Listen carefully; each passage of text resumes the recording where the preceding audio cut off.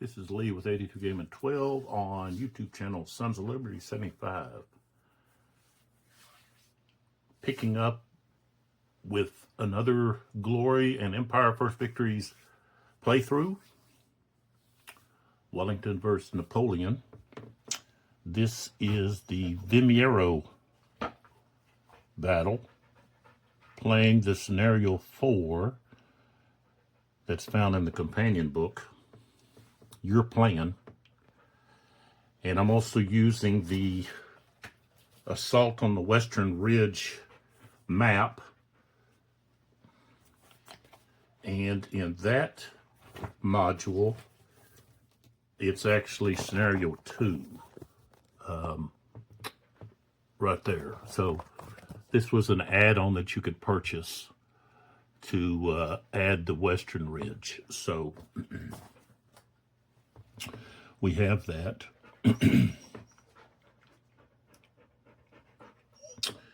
And now we're going to pick up where we left off. The French had just finished their phase during the 1300 hour, which would be the 1 o'clock p.m. turn. And now it's the British phase.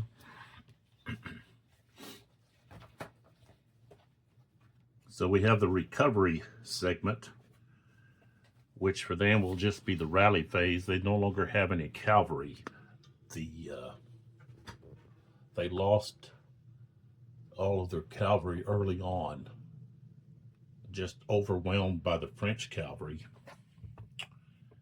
that I had placed on the French right, opposing the British cavalry. So let's just get started with the rally phase, and we'll start with the British left flank here and just move across. So a little red block there signifies who we're going to roll first with. And I think I'm gonna use this other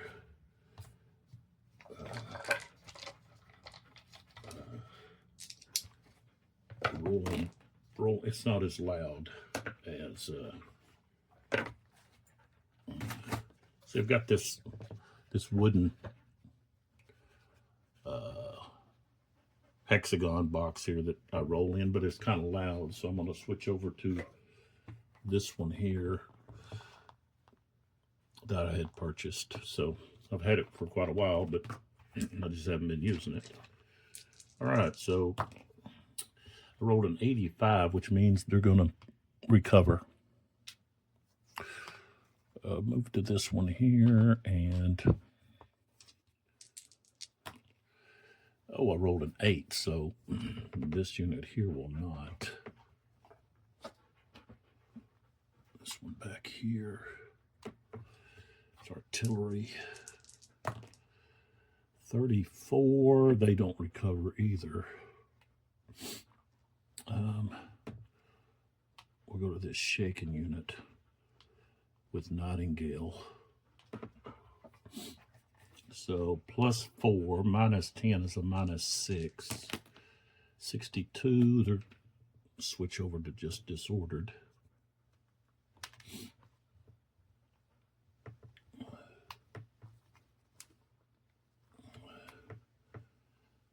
This shaken unit here is in this zone of control. This one back here is not.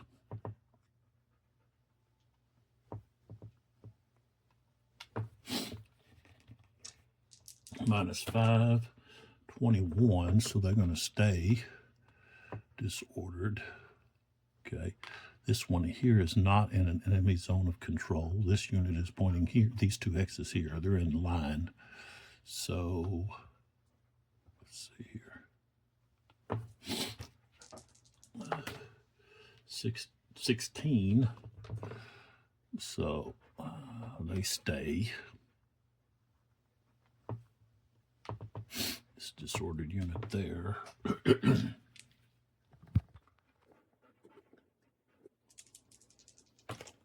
84, they're going to recover. Then we're going to move over here to this unit that's shaken, minus 10. 50 becomes 42, so they're going to recover to disordered.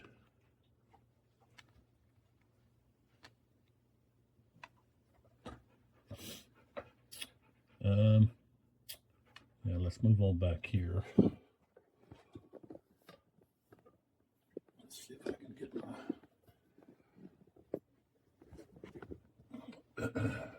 There we go. Okay. So we have this broken unit.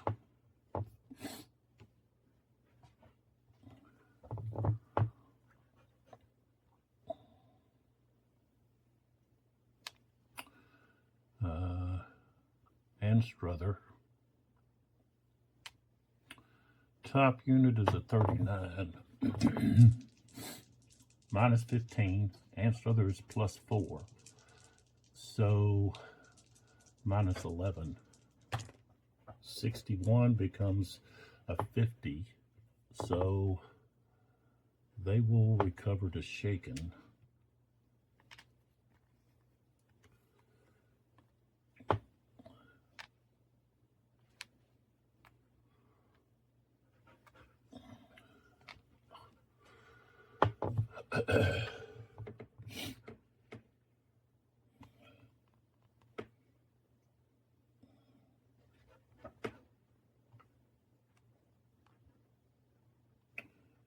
Shaken, not disordered.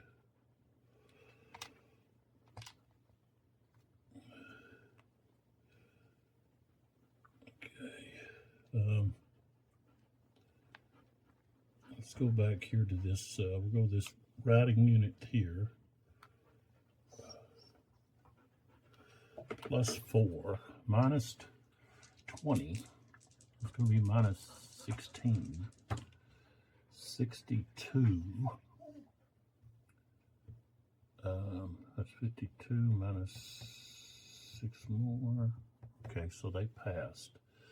So they're going to go to shaken.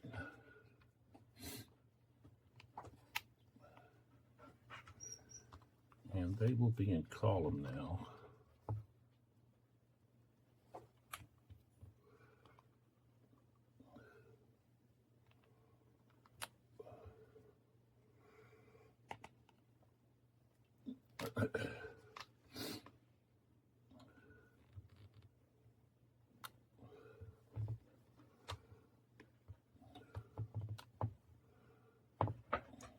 Get rid of that.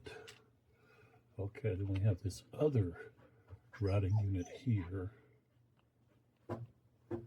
That's minus 20. And they rolled a 22, so they just evaporate. They're gone. So, part of Ferguson's.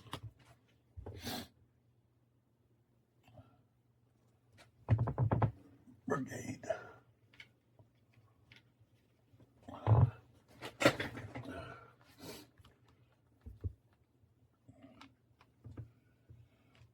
Then we have, let's see, we have here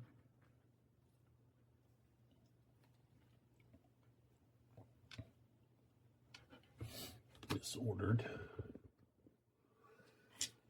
That's 5, 70.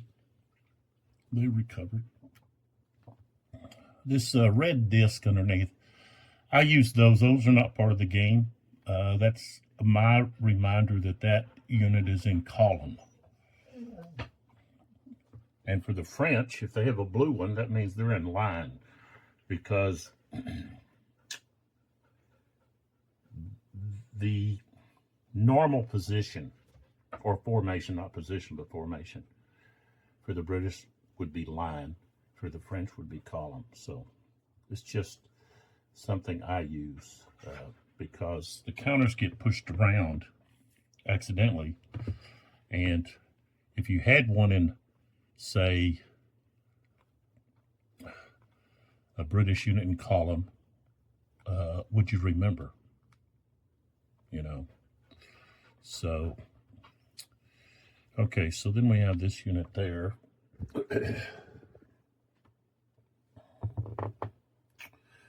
Minus 20. I rolled a 21, so they're going to be gone, and that's also part of Ferguson's.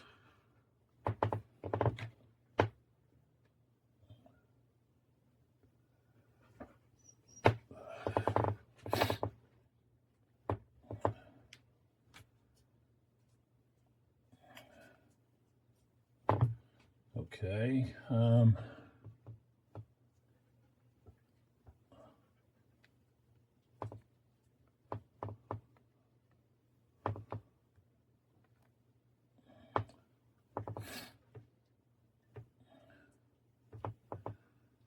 This guy was like that.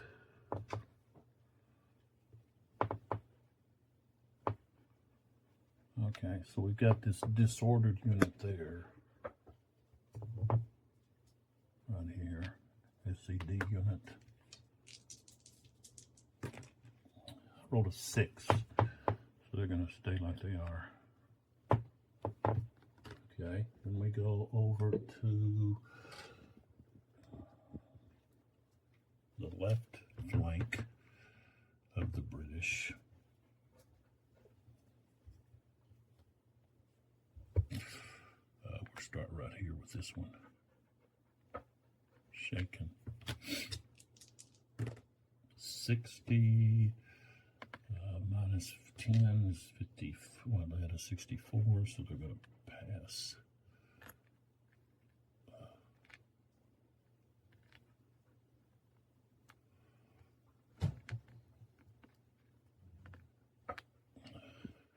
All right, now this one here.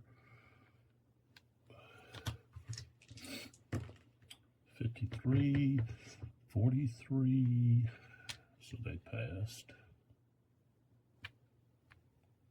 Shaken unit here with Hill.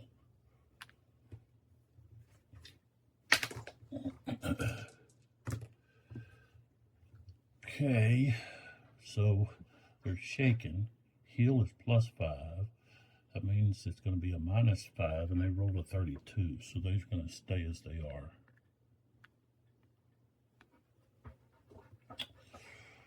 Okay, here, Turner.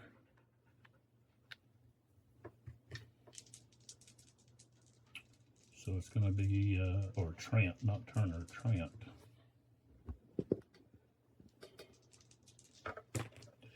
$37, they're going to fail, which means they're forced out of square and they're shaken. And they fall back a hex to there. And they go to column.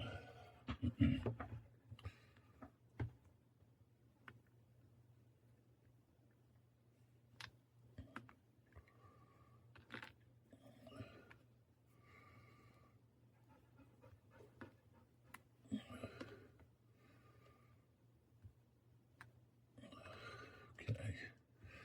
And then this unit here.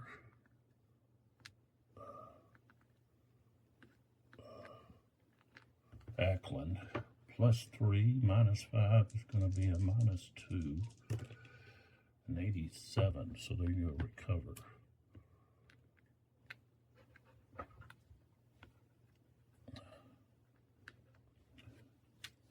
All right, so that's the rally phase.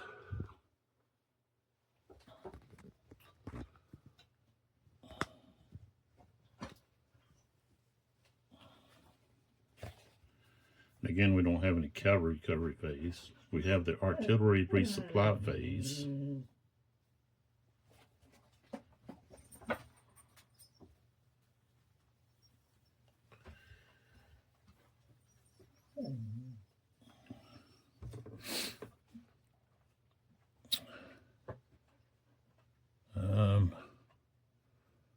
Let's see if we have any that are on a road looking to resupply.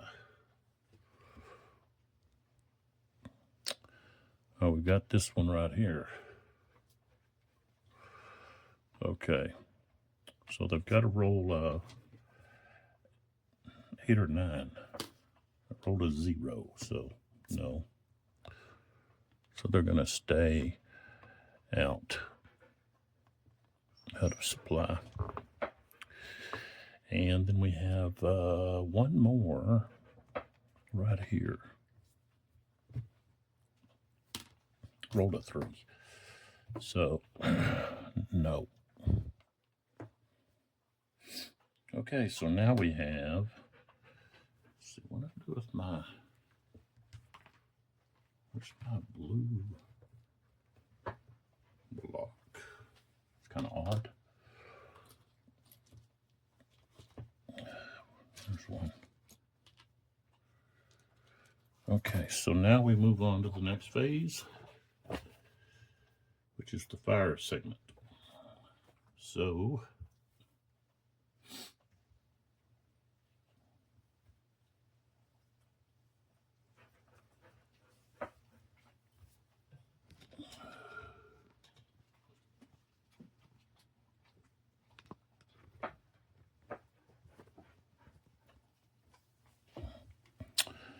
this unit here is going to fire here.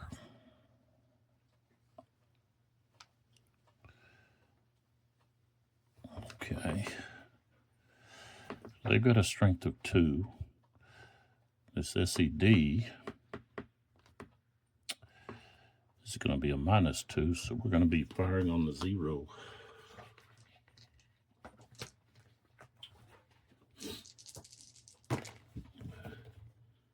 Okay, a 40, no effect there. Okay.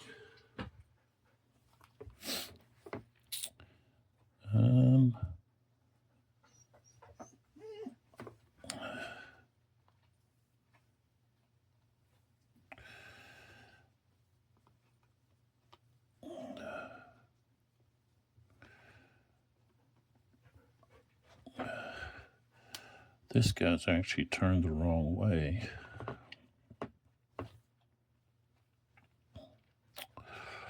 Okay, so here, they've got a skirmisher. He has a skirmisher. We're at, let's see, well, this here would have been a +1, but, let's see. Yeah, it would have been a +1, but even at 40, +1 is no effect. Okay. So, all right. So next we've got a 1 strength, -1. Okay, but they do have, well, no, this unit is in line because I've got the blue disc underneath. So there's going to be a 0. 73 will be a morale check. The French rolled a 28, so they're going to be disordered. Of course, I don't have any, so I have to put this on them.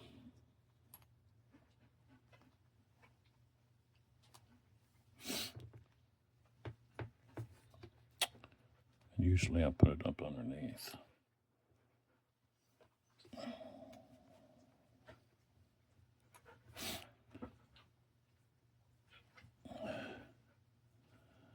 Okay, this guy doesn't have any skirmishers and he's facing the wrong way. This guy has a skirmisher. So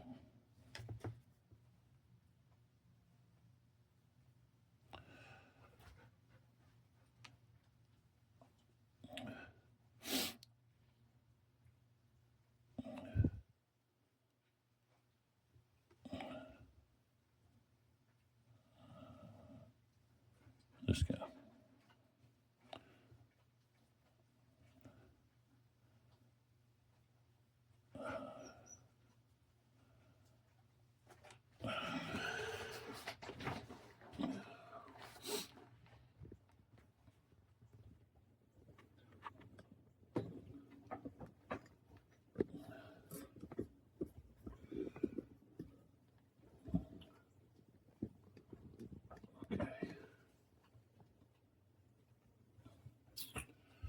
disordered, firing through this scrub. Okay, he's not, yeah, he's in scrub. So that would be,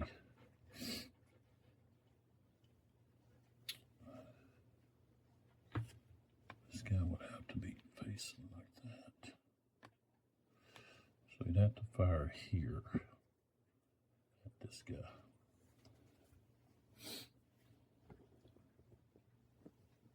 So that's going to be, how to be a 0. 18 is no effect, okay.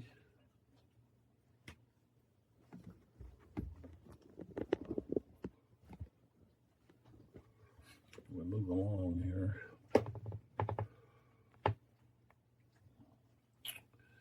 To this SED unit there.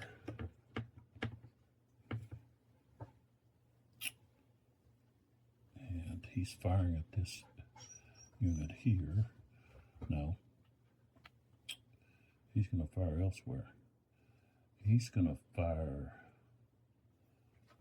let's see.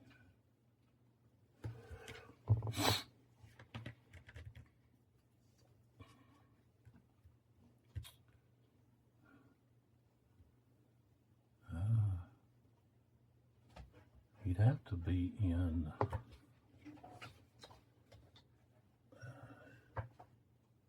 that's considered, let's see, that village is considered medium density. So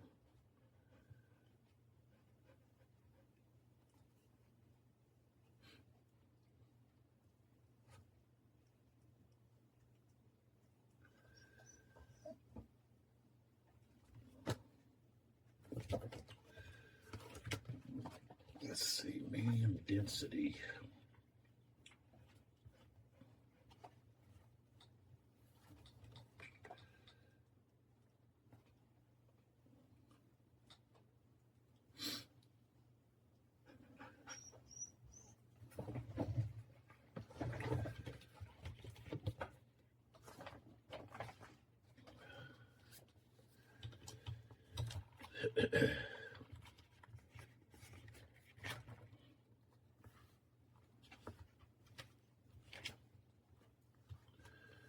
Well, he's in skirmish formation, so okay. All right, so he's going to fire at this unit here. That's in, see, is it in scrub? Yeah. They have a skirmisher, so that's -1 for the skirmisher, -1 for the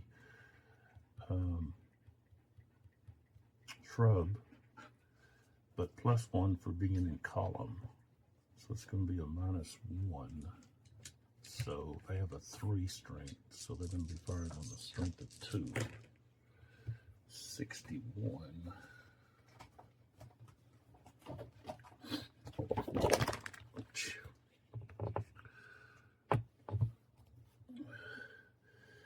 Okay, morale check. The rolled a 69. -5, they passed. Okay. We go to here. He can fire here or here. He'll fire, he's better off firing, I think, this guy. Because there's no SED. So it's a strength of 2. Targets in column. So that's a strength of 3. 68. Morale check. Can they roll a 2? So they're going to be shaken and forced back.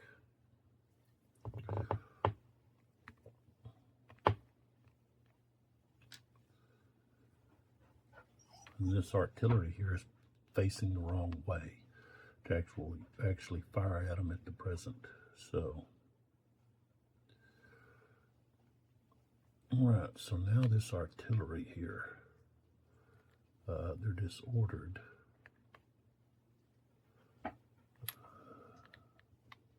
They've got a strength of 1 and 1, so that's 2.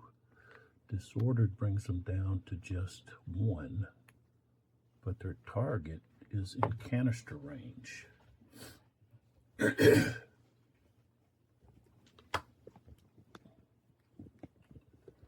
up to where they're at there. So what's this artillery here? Stacked artillery. Firing here at this stack, who happens to have a strength of only 6. But they're in column. So that's going to be canister plus column is plus 4. Plus 1 more. So they're going to be a strength of 5. 72. 72. So morale check minus 10. They rolled an 88. There's a minus 5 there with a leader plus 6, so they have a plus 1. So they passed. No effect. And let's see here.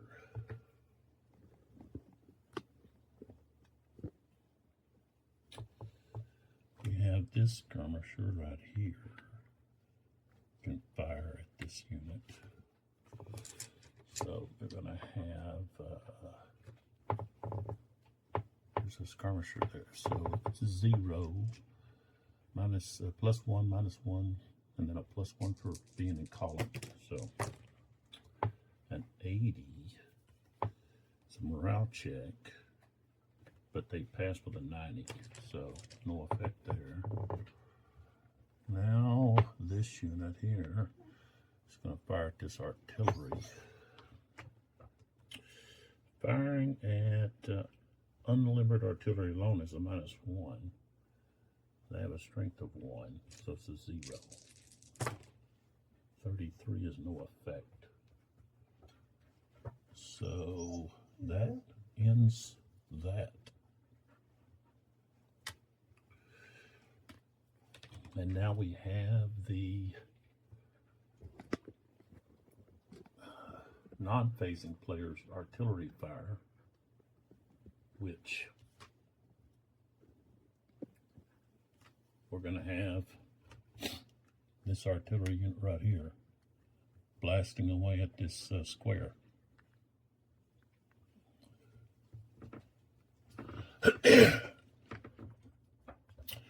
And they've got it's a plus 2 for firing into that square. On the counter, it says plus 2. So they start with a strength of 4. Okay, canister plus 3. So they're at 7. And then plus 2 more is they're at 9. Strength of 9. Now what did they roll? 0, 0, 0. Wow. Okay. Just when you thought there was going to be a big time artillery fire there.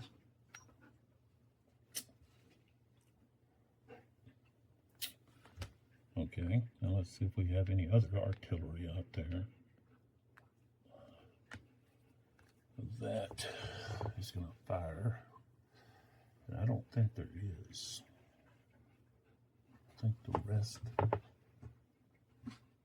of it is they're in the move, on the move, or getting resupplied.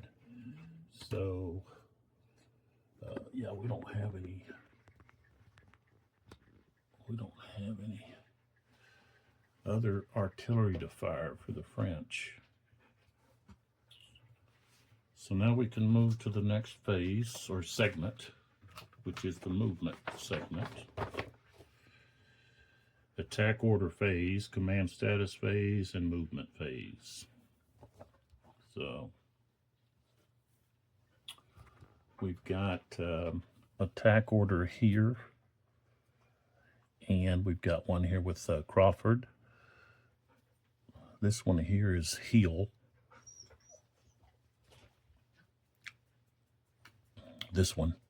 This is Crawford. And then we've got one back over here with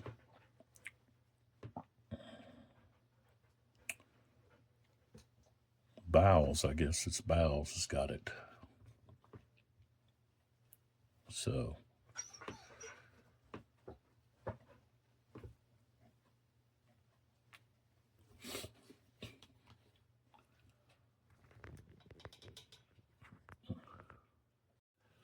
now we go to the British movement segment.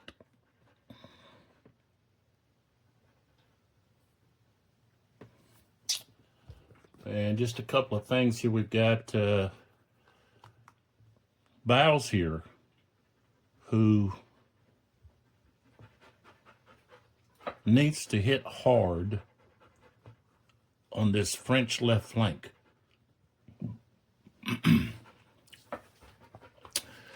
And then here in this, toward the center, or at least around Vimeiro, Crawford, who's right here, his brigade needs to engage the French here. And then over here, we've got Heal. He needs to hit hard, especially against this artillery unit and some of this infantry units here, while some of his units, other units, remain their square formation to at least hold his cavalry in place and not let them get up behind them. The terrain here is too rough for cavalry to be much use. Pretty steep terrain right there. And so that's what we're looking at. They've got 3 attack orders, and we need to look to see who might be out of order. And we're going to start here with Bowles, who is brigade number 4. And so right off the bat, I see one of his units right there, which they are out of order.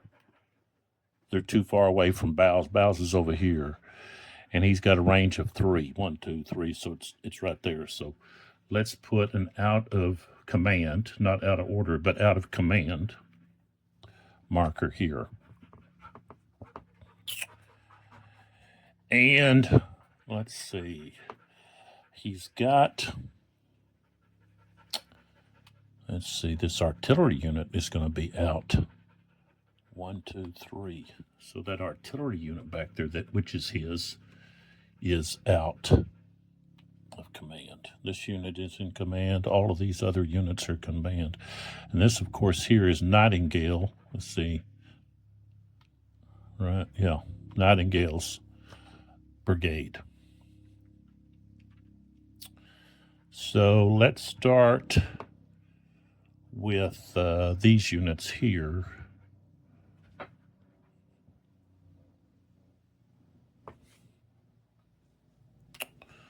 There's not any artillery over here. So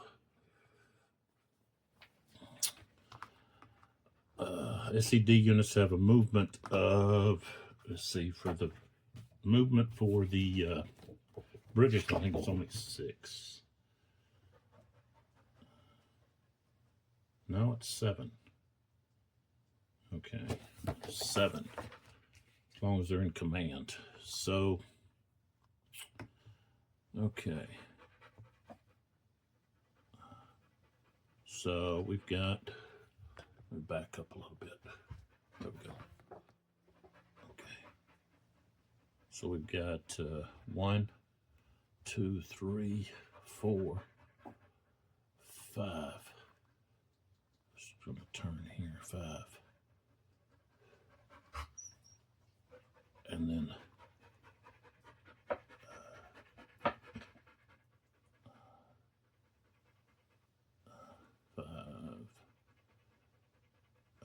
well, 5.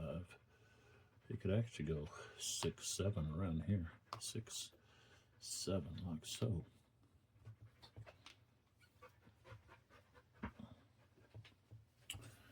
Okay. And this guy here is in line, so he can only go 4 without rolling for morale for going past 4. So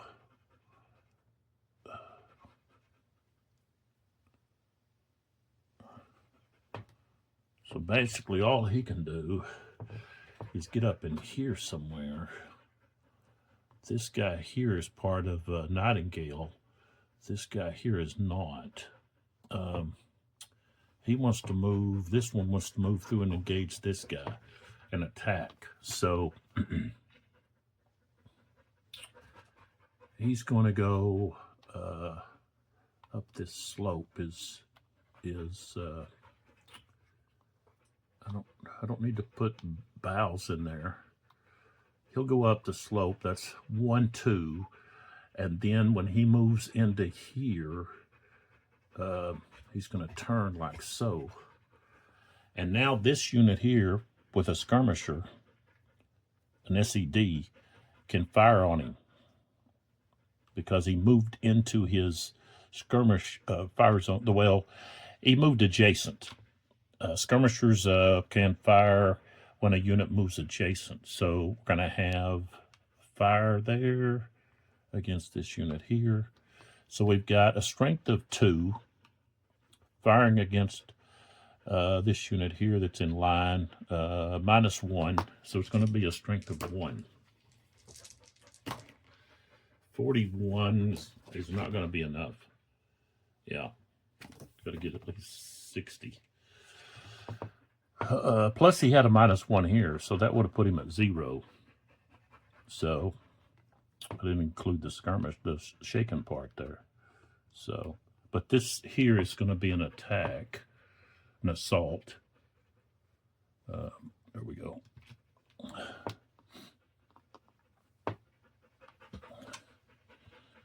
Okay, and let's see here. Now we're going to have this unit here. It's going to move up 1, 2, 3, 4. And he's going to go ahead and advance further because that way they can get more of an advantage against this unit. So that's 4.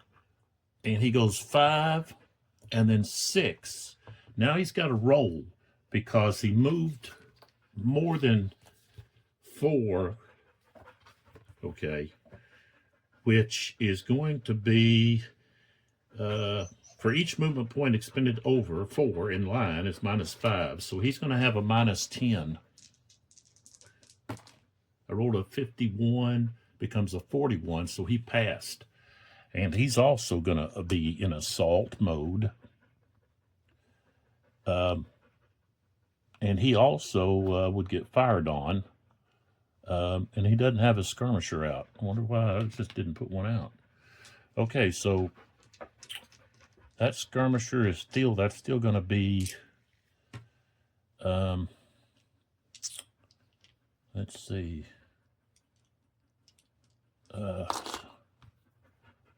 Well, he's shaken. So SED, okay, so it'll be a 1. A 91. That'll be a, what did I say, a 1? Okay, so that's going to be a morale -10. So they rolled a 50, -10 is 40, so they still passed. Okay. So that's what we have there.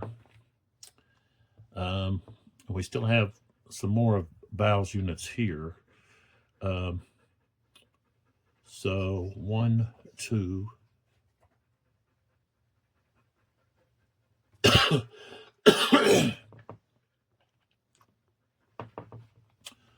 3,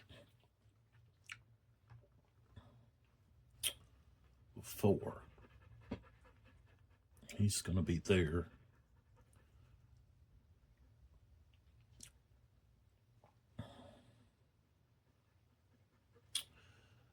Bowles is going to move here.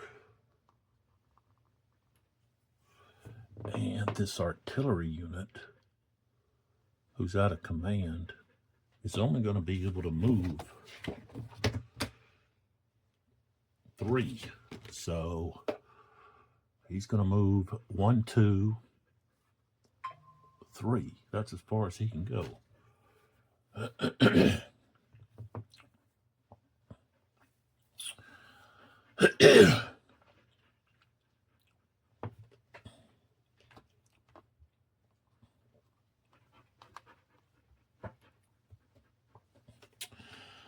So I'll go ahead and now move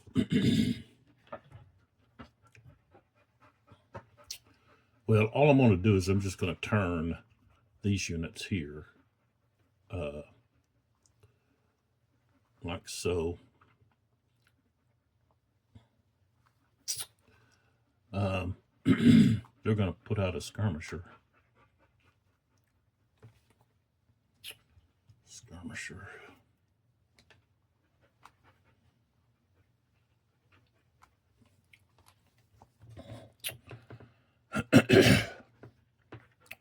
Well, this guy that's out of command.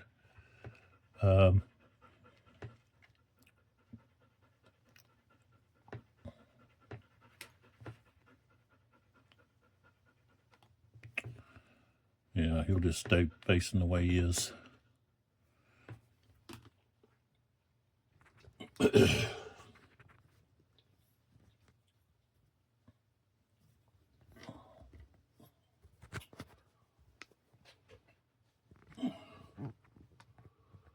Okay, so we got Nightingales moved. Let's go ahead and move. We have Fane, who's 6 here. Fane, his units. So this one here is actually going to turn back this way and go up. Let's see, shrub. What's that cost? Cost 2. So they're going to go up 1, 2, 3 and turn 3. Turn right there. He's going to turn like so. Throw out a skirmisher.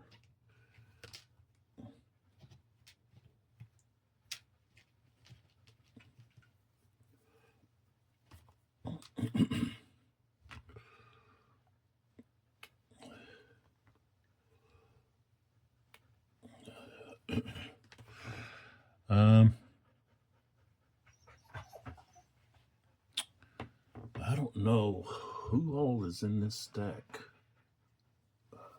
Shoot.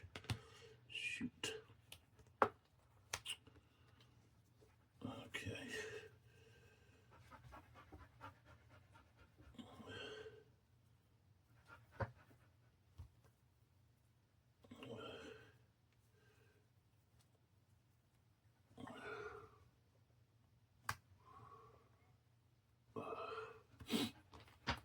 Okay, so 2 of these are Fanes. So they're gonna move out of that, but they have to. They're still going to be shaken. So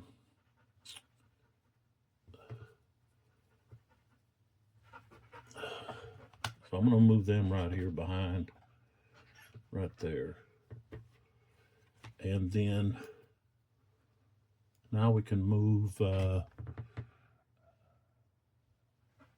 Anstruthers. So this guy's going to turn and face this way.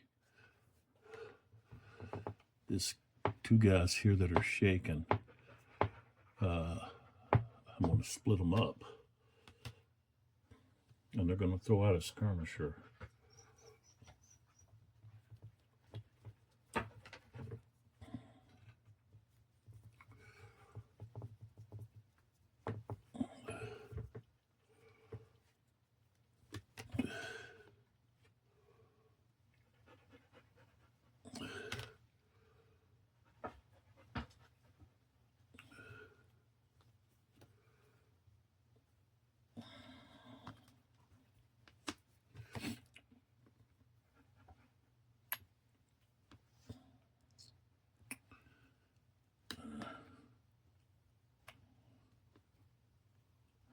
Just like that. This guy wouldn't be out of command because he's right there with Anstruther. So he'll turn. He's in column. So he'll go into this village hex.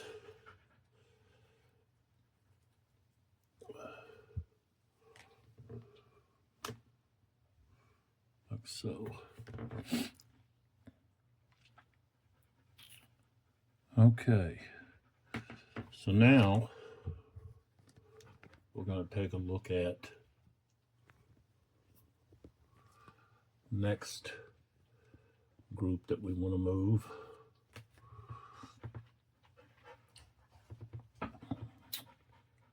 Ferguson, he's only got one unit left, and it's shaking back here. So I'll just move it up to here. So now we look at Crawford 5, and so Crawford is here.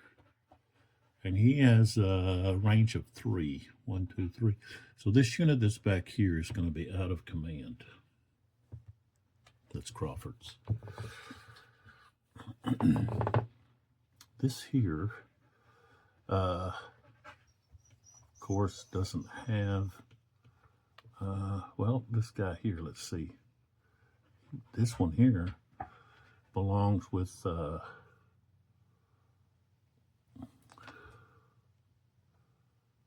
wow. Fane. Fane's got a range of 3. 1, 2. Okay, he's in command. But he'll stay right there.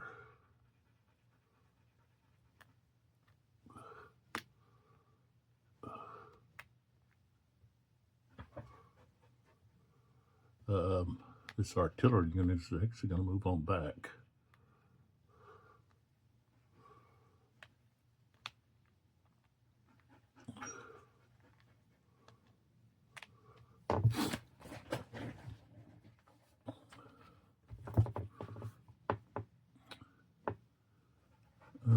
Yeah, he doesn't have a commander. I don't know why I have that blue one there. That's confusing. Okay.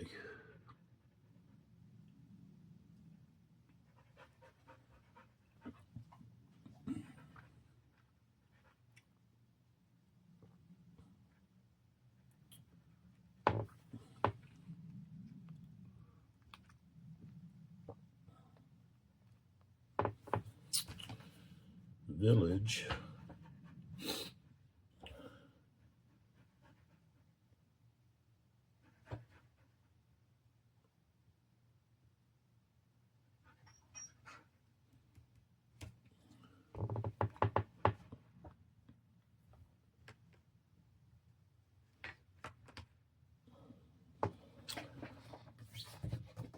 I think you have to be in column to be in a village.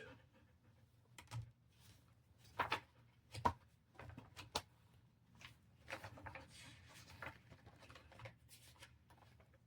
don't think you can be in.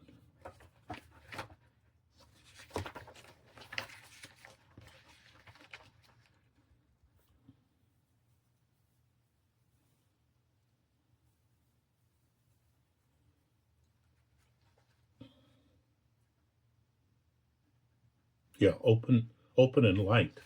So that if they go into that village, they've got to be in column. So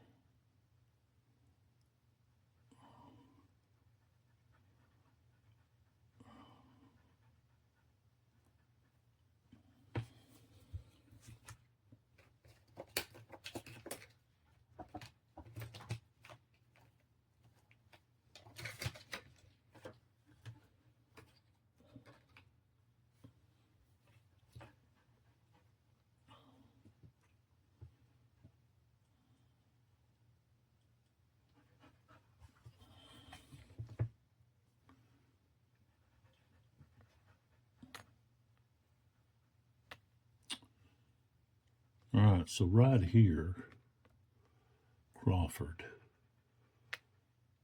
he's going to send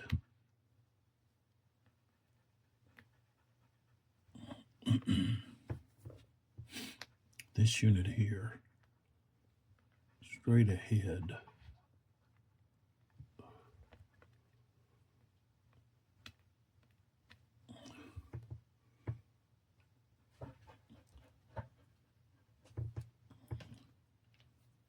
To assault.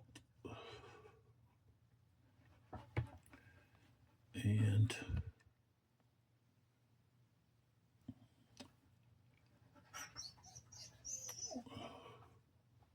these guys are already disordered.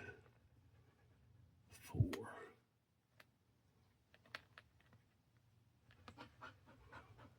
These guys are going to move through there.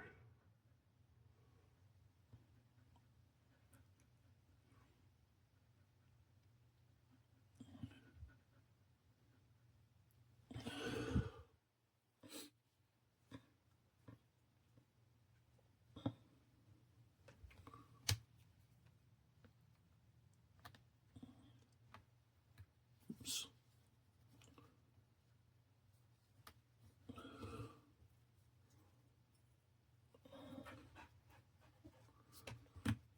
An assault.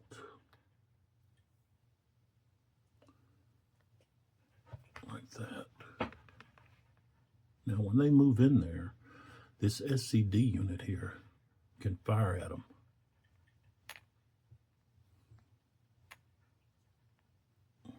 Strength of 2, but it's disordered. So, and this unit here has an SCD unit. So that's -2. So it's going to be a 0, strength of 0. Ooh, they rolled a 96.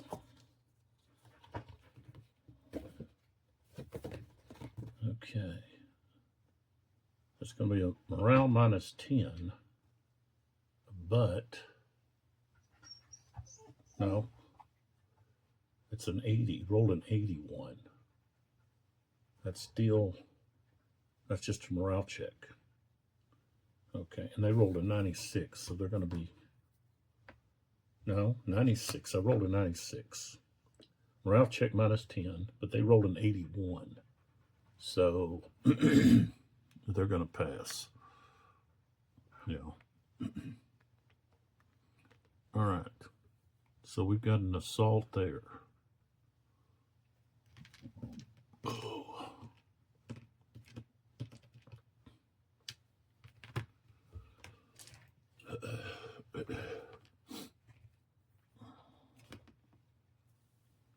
You know, they could have, with these assault markers, they could have made them universal. Just make them, you know, the same color for both sides, because you're not going to have assaults going on from both sides at the same time. So they didn't have to have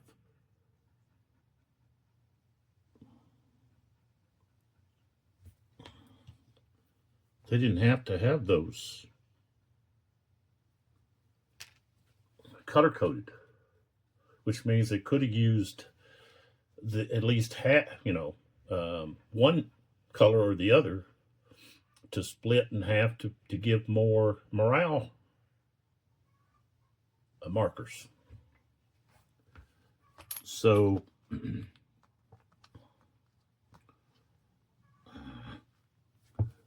maybe next time, but it won't be next time because I'm sure they've already printed out. I don't know how far along they are, but that's something that they should have thought about. Is I don't want to get off on that because it's a sore spot with me. Not with just this game, it's with so many other games, but okay. So Crawford's got, let's see, he's got this, these guys here that we want to get them involved. I think I want to get them over here, but they're in column. So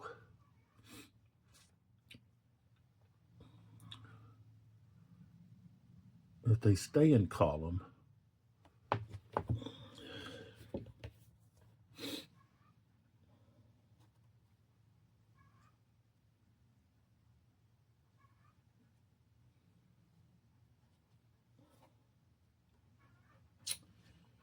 some point they're going to have but I think that's only going to be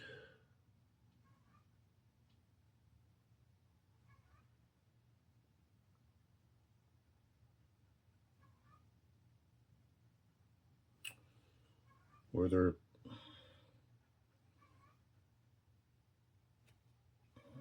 assaulting in the wrong formation, what they normally would. So that's something to look at. I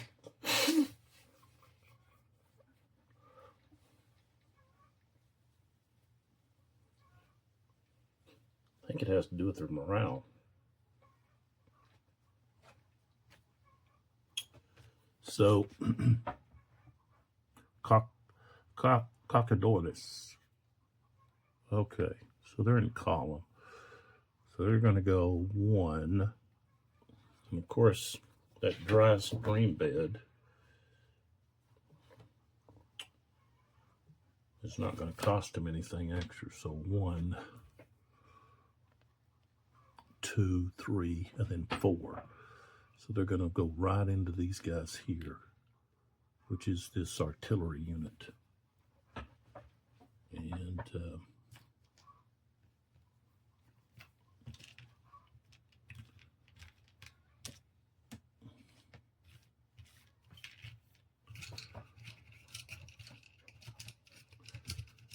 And yeah, this is where you pull out the assault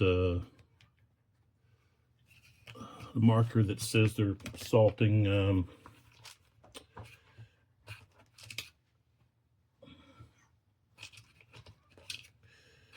they're using a different assault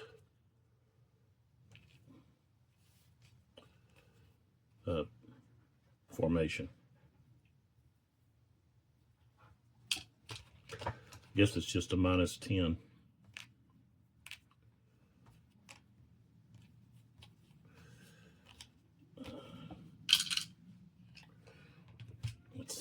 Let's see what the which one it is.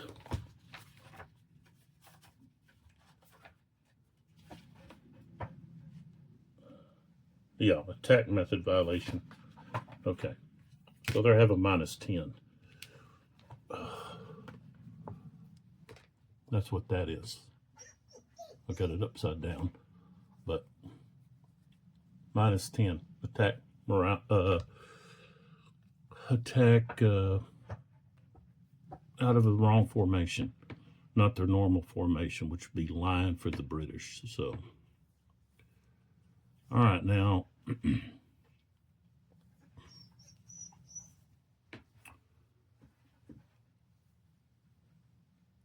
I don't know if that artillery. I don't think they're not allowed to rotate. Well, no.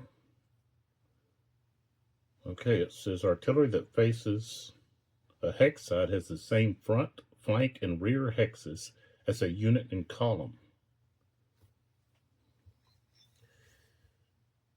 So this is different than regular artillery fire using the overlay, is my understanding.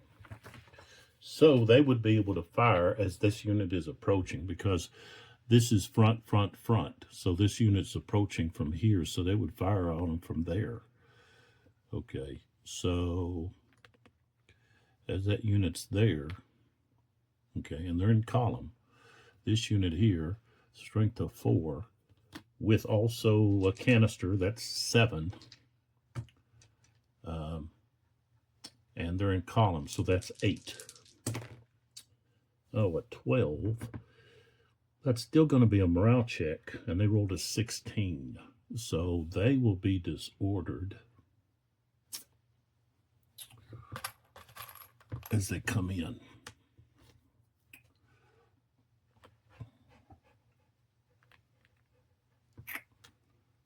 Okay. All right. And then now we have, let's see, this unit back here, which is Crawford's. It's in column, and it's going to move into this village to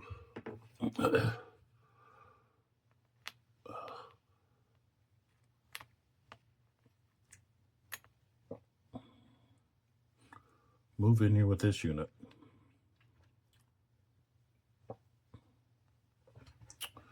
So you go to the skirmisher, and so they come in there like that.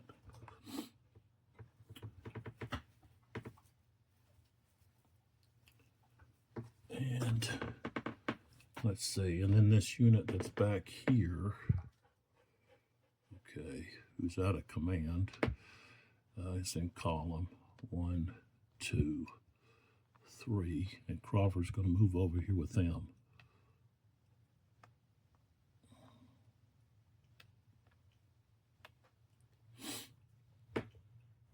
And let's see, he actually wants to go right here behind these guys. Okay. All right, so that's all of Crawford.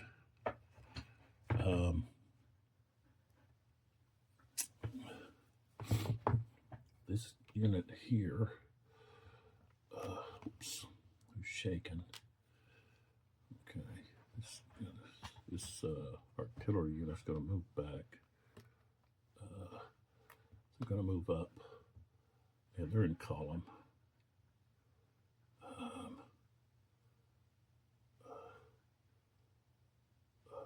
They go right there.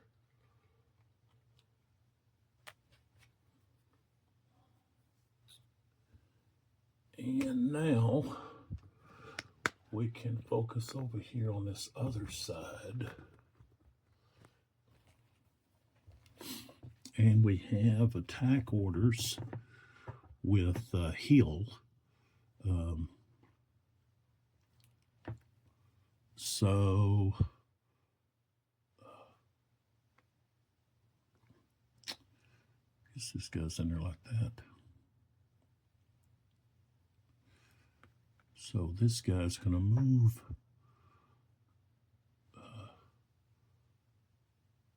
let's see.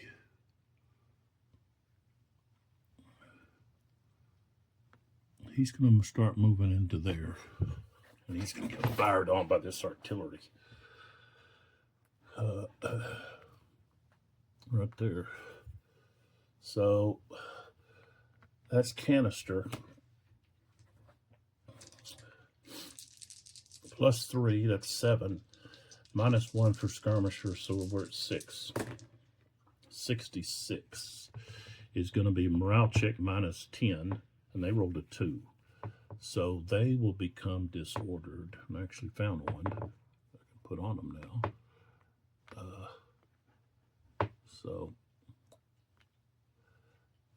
And then the skirmisher here can now fire as well. So he's going to be firing at a strength of 0. 22 is no effect, so.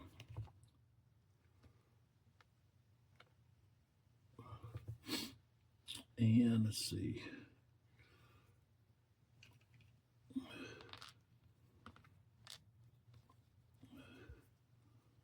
We're going to assault. I don't think I need to worry about that artillery. We're going to assault there.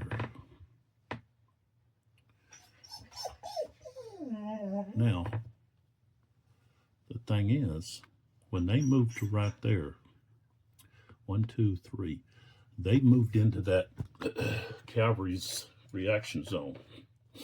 So,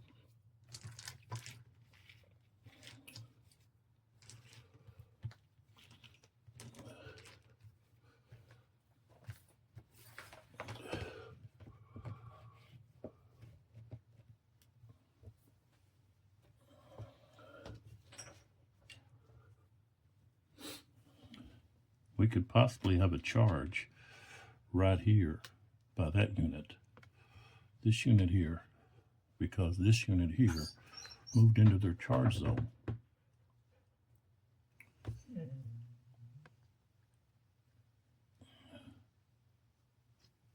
And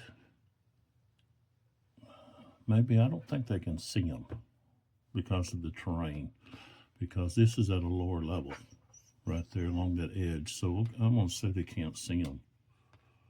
So,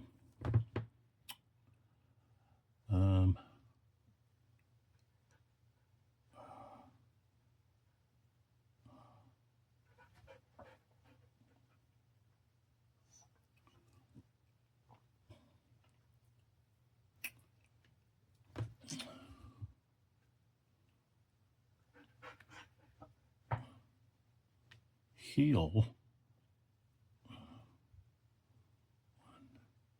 2, 3. All right, he can still.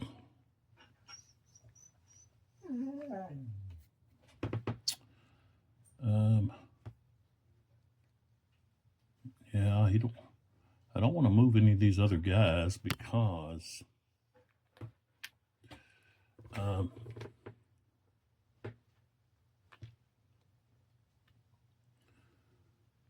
this guy here can put out a skirmisher, though. He'll put out a skirmisher. About moving these guys that are disordered, if I move them through a unit that's not disordered, then, you know, that is going to cause that unit possibly to, well, they're going to have a morale check. And there's also this cavalry unit sitting here that if we move in here, they're going to pounce on us. So Hills units here need to focus on recovering so that they can, let's put a skirmisher out here with this guy.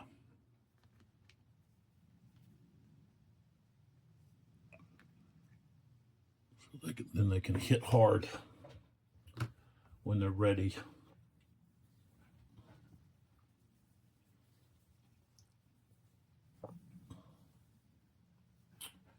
So we're going to stop there. These guys here are going to fall back.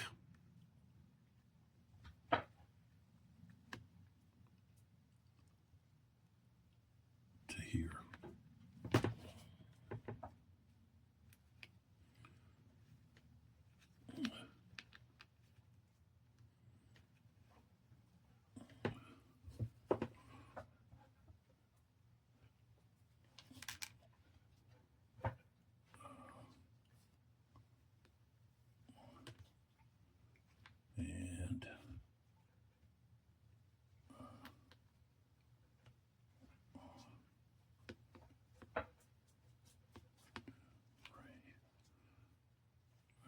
seam.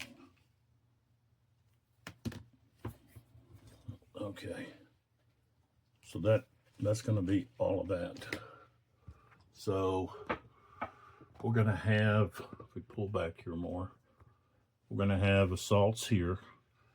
We've got one here, and then we move over to here. We've got way over here. We've got this assault with these two units assaulting this to try to cave in that flank there. And this guy here sitting here so he can fire at this guy as he comes across.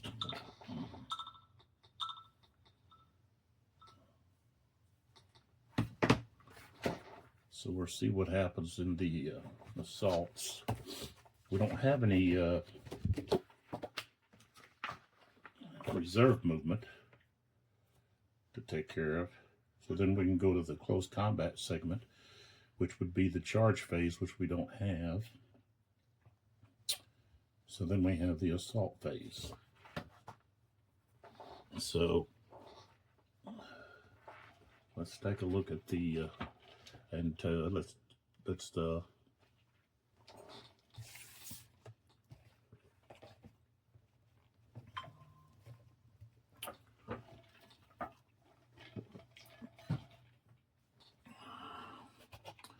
let's carry out the assault phase.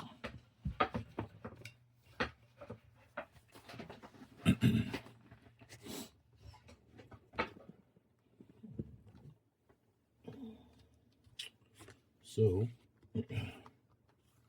right here and right there.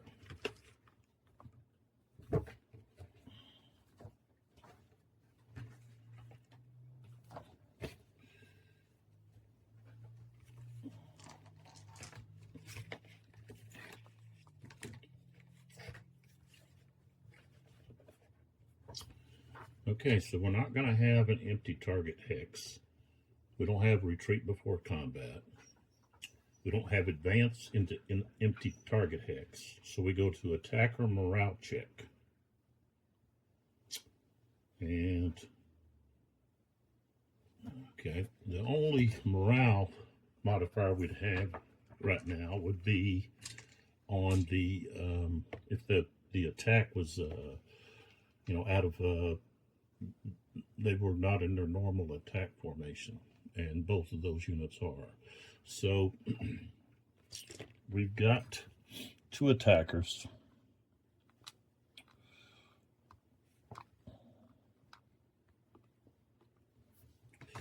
So here we go. All right, so the top one we rolled a 53, so they passed. The bottom, this one here, I'll say top, bottom. This one here rolled a 25, so they're going to be disordered. And I'll have to use one of these. Okay.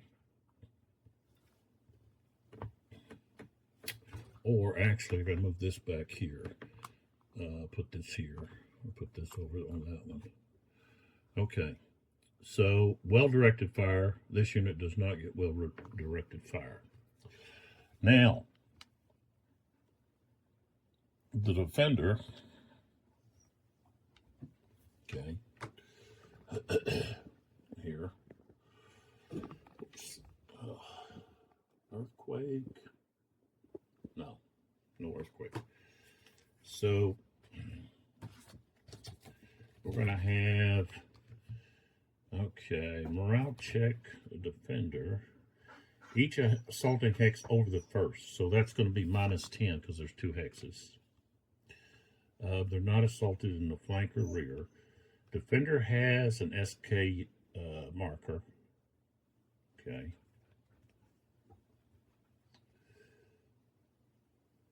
So that's +10. So now we're back to 0 modifiers.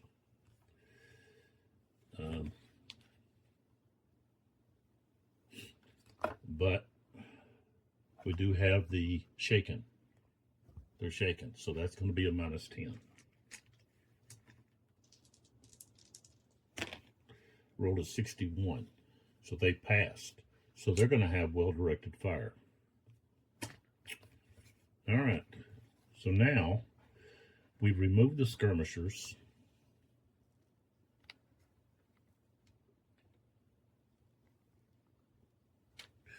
And we have the defender with well-directed fire. And they're in column. So they have to choose which one they're going to fire at. So they're going to fire at the one that's already disordered. Maybe they can knock him back. So they're going to have strength of 1, -1 for being shaken, and then well-directed fire is going to be +2. So, and they rolled a 3, so no effect. Okay, so now we're going to fire with the top one. They have the well-directed fire.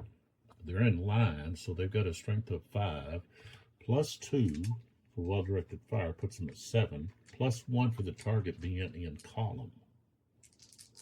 So we're at 8. And they rolled a 2, which is no effect. Now at the bottom, they've got a strength of 5, but they're disordered, so now they have a strength of 4, and the target's in column, so they're back to 5.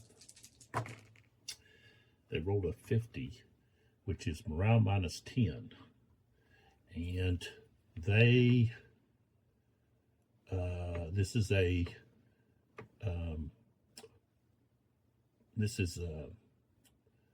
offensive fire, so that's -20 more, so they're -30.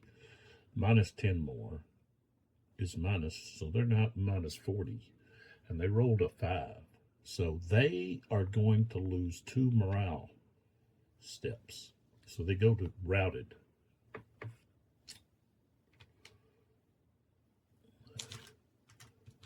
Surely I've got, yeah, here we go. So they're routed. Now, they can move to here. That's 1, 2, 3.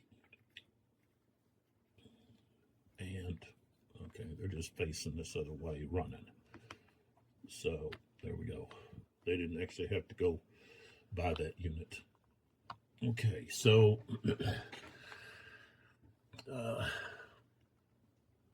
one of these units can advance. And it's going to be, I guess it's going to be this one. Okay, now the other one is going to be disordered to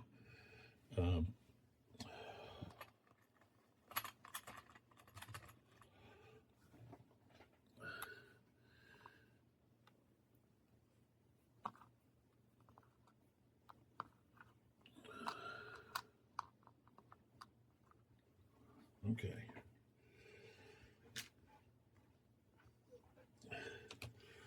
All right, so that takes care of that.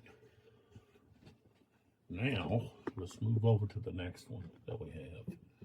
And let me see if I can move over here to it. Yeah, there we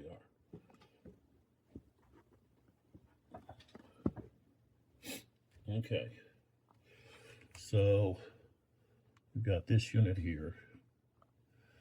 And they're assaulting this unit, not this one, but this one. This one here. This unit is who they're assaulting. Okay. So they're disordered.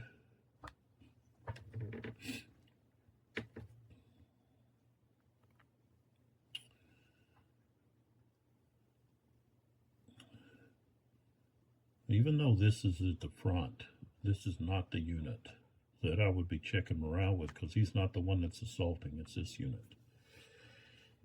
Okay, so we don't have any retreat before combat. We don't have an empty target hex, advance an empty target hex, we check morale. Okay, so the attacker has a -10. They rolled a 60 minus, what did I say, a minus 10? Why do they have a minus 10? They would have a minus 5. Just a minus 5. So that's 55 they passed. So they're going to have well-directed fire. Defender rolled a 39. And they're shaken. So they're going to fail. And they are going to retreat out of there. So they go to broken. Broken.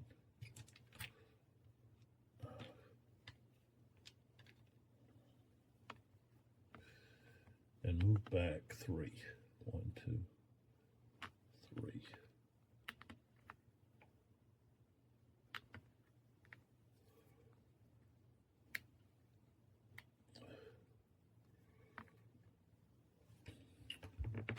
Okay.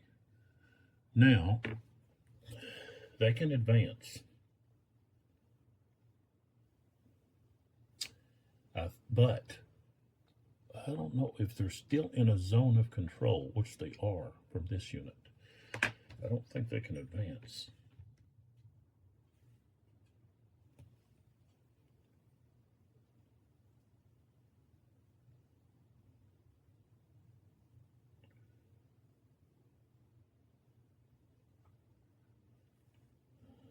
Okay, let's see here. Well, I guess they do. It says they must advance after combat. Let me look. Let me look into that.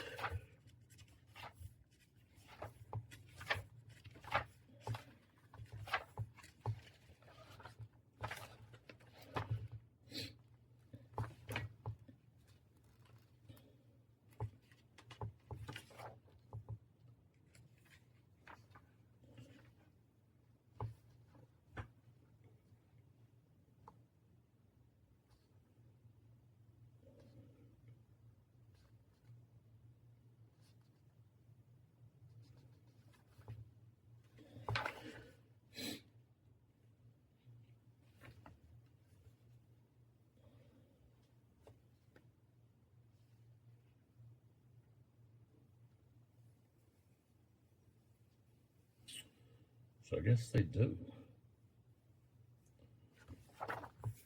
And they can actually change their facing.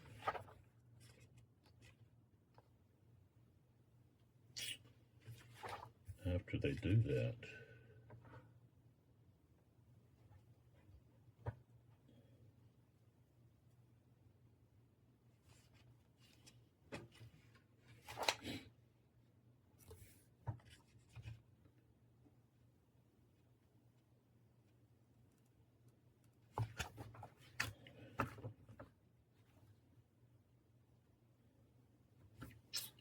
I must be thinking of a different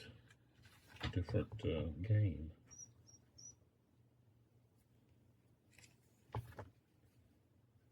It says if defenders are forced to retreat, proceed to advance after combat. Attacking units that are in a normal morale state enter disorder. At least one attack unit must advance after combat if the target is now empty.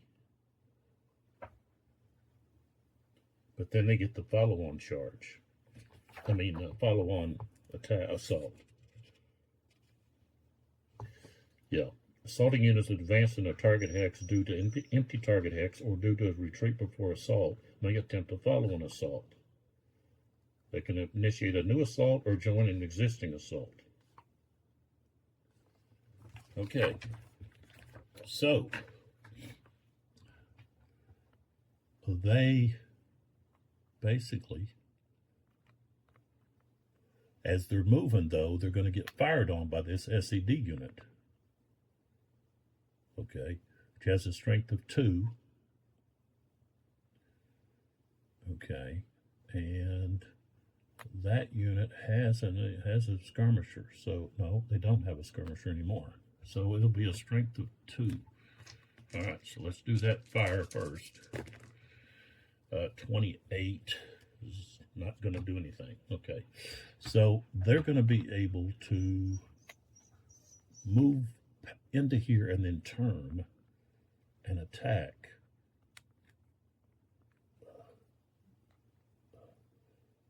So now they're going to attack this unit here with their follow-on charge. Okay, so that unit isn't being attacked. So, all right, so now they are being attacked in their flank. Okay, so we have attacker morale check. So they're going to have a -5. Oh, I rolled a 26. So they have failed. And so they will become shaken and they're forced back. So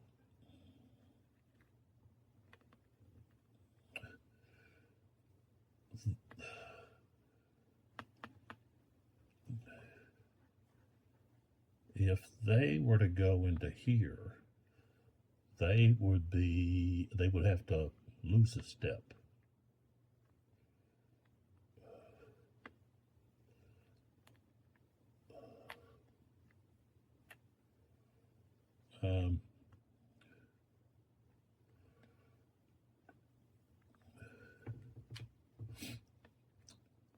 If they go here, they're not in the zone of control.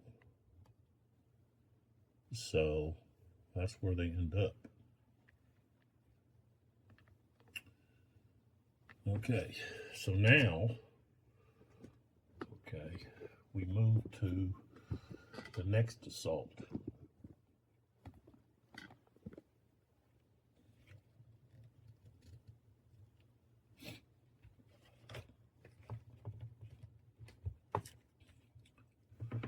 Which is against that unit.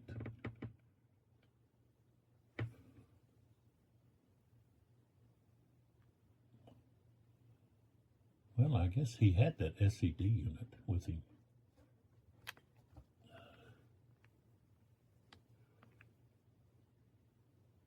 But, yeah, and I guess it's still with him.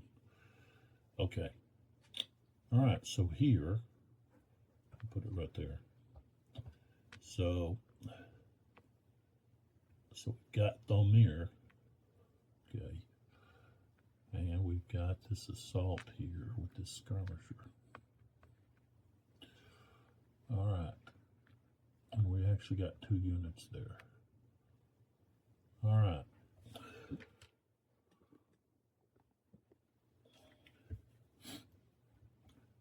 This is actually right there. So that's where we got this unit, these 2 units, this unit. Okay, so we'll go straight to the attacker morale. And the attacker rolled a 59, so they pass. So they have well-directed fire. Now the defender is disordered, so they have a -5, and they rolled a 20. So they ended up...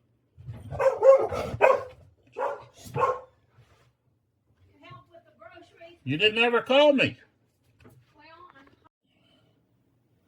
All right, so what we got was the defender. Okay, units here. Okay, they failed their morale check. So they will become shaken and they're forced back. Okay. Well, they rolled a 20. So even with, even with Vimeiro's +6, it becomes a +1. A 21 is a lot lower than 37. So They are forced back 1 hex, okay, and they're shaken.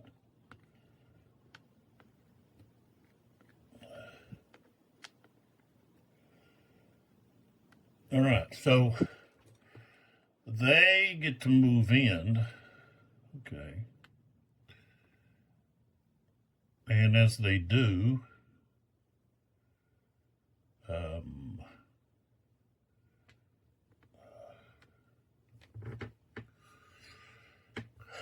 I don't think these guys could fire. They're in the process of backing up, so they do have skirmishers, but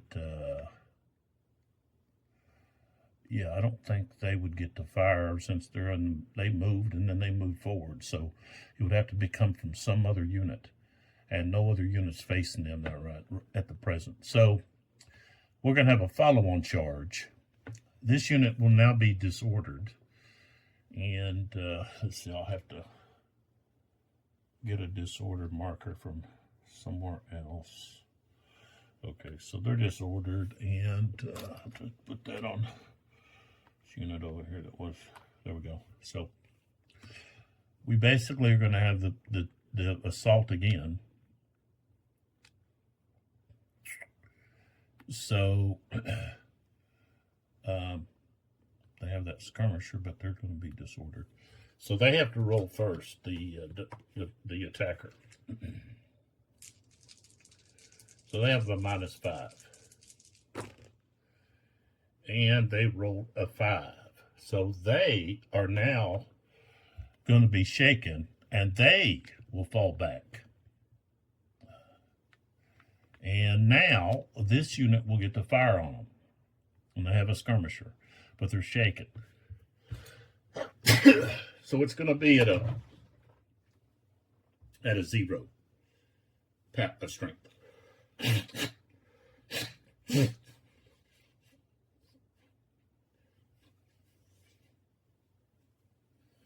So let's roll that. 78 is going to be morale check, and they rolled a 1. So now they're going to be broken. So they no longer have their skirmisher. They're broken, and they move back 3. 1, 2, 3. I'll just move them back to here.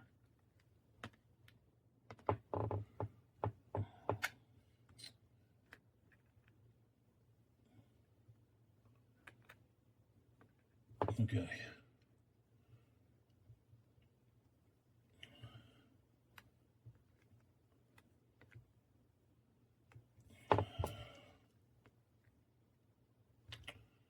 All right, so now we can move to the next assault, which is here against this artillery unit. Okay. The artillery unit has low ammo. Okay. So they're assaulting in column, which is not their normal preferred assault method. So they're going to have a -10, plus they're disordered. So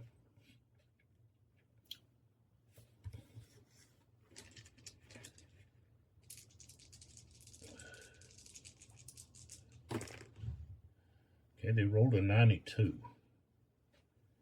Okay, so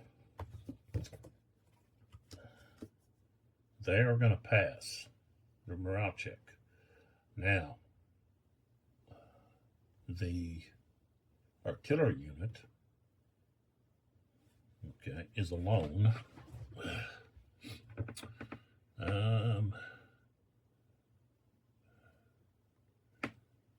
Okay, let's see.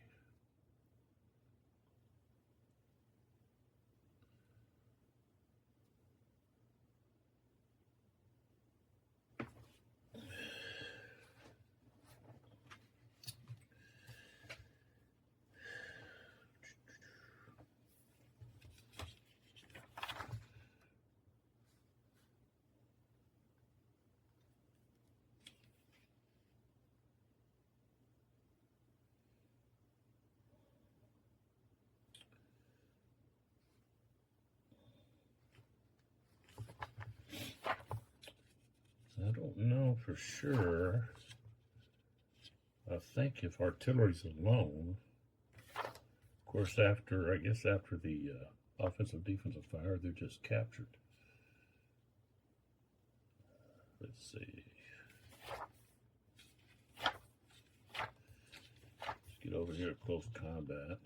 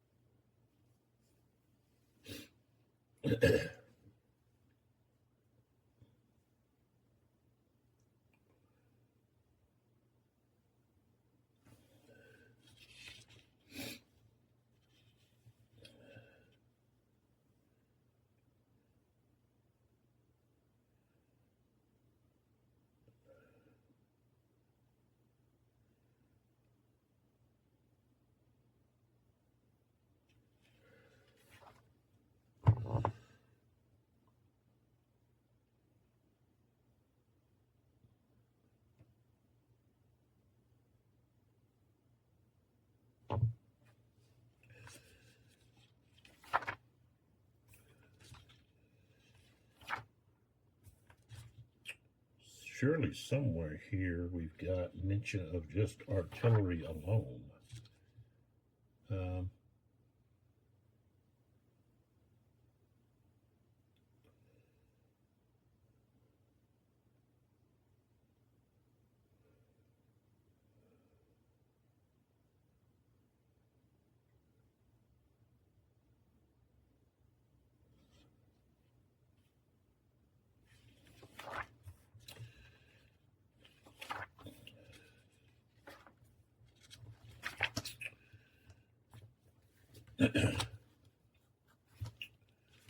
See if I can find something here.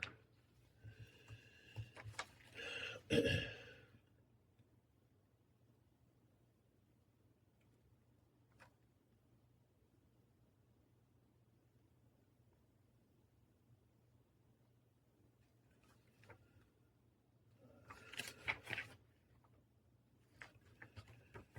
don't know.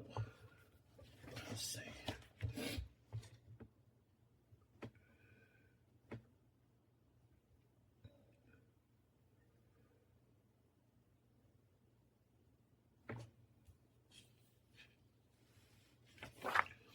I know if they're limbered, they automatically are captured.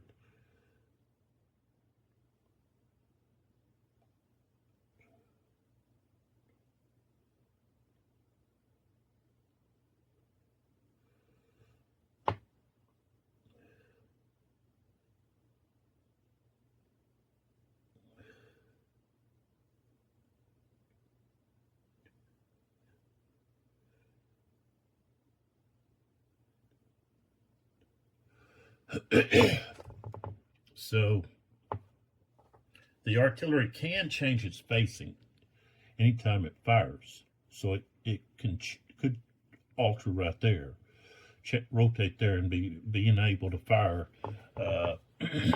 against that unit. It says it may do this any number of times in a turn. So that's any time that it conducts a fire attack.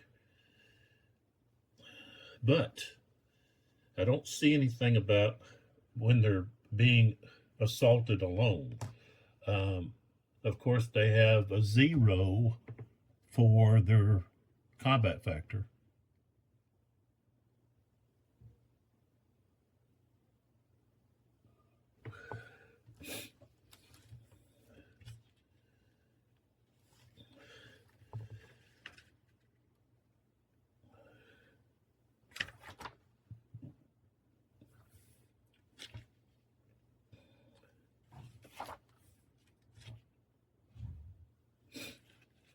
I know it's got to be in here.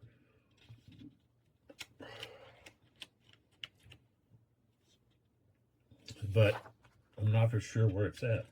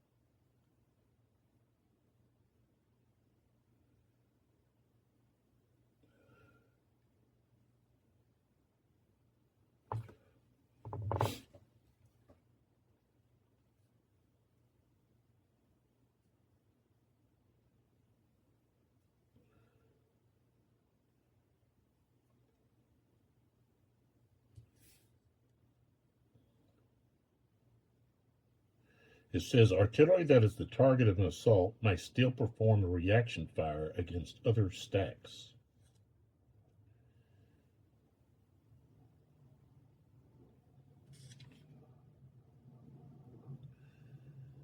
So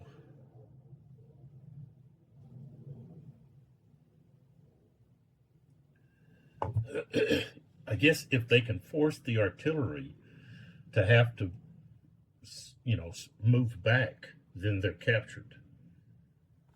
Okay, that makes sense. So they don't just automatically take the artillery. So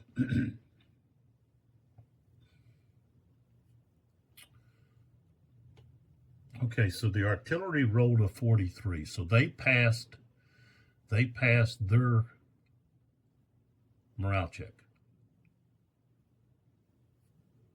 All right, so now we have defensive fire. And this is where unknown caller. This is where we're going to have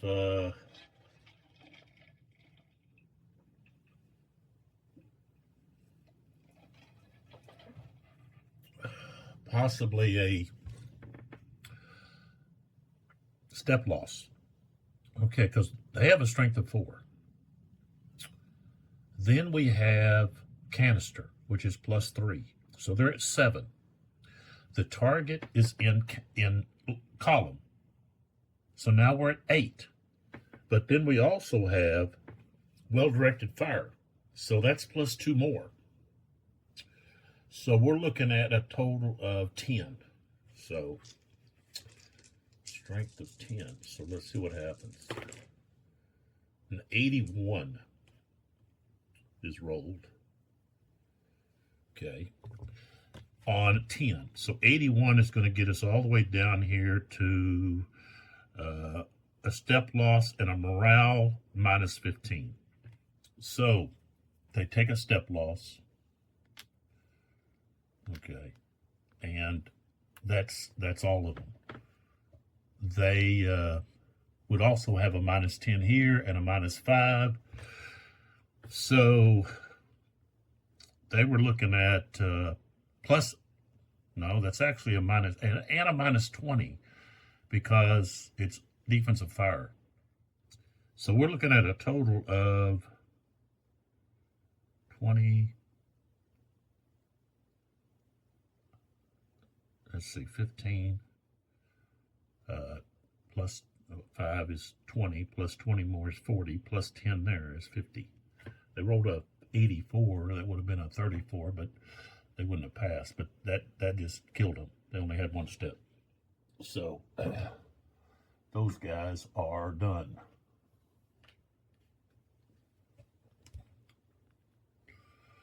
Okay, and of course the artillery is now disordered.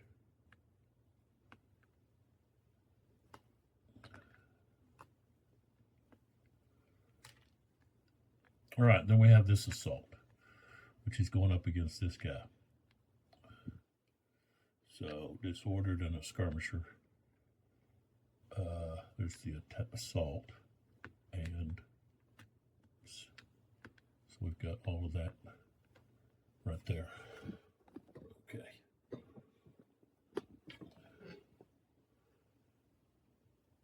All right, so we have the attacker morale check. They've got a -5. Rolled a 99, so they passed. And the defender rolled a 22, and they would end up, let's see, they did have a skirmisher, so that's +10. They were disordered, so that's -5, so we got a +5. So, but still, they fail. So they go to shaking, and they're going to fall back. So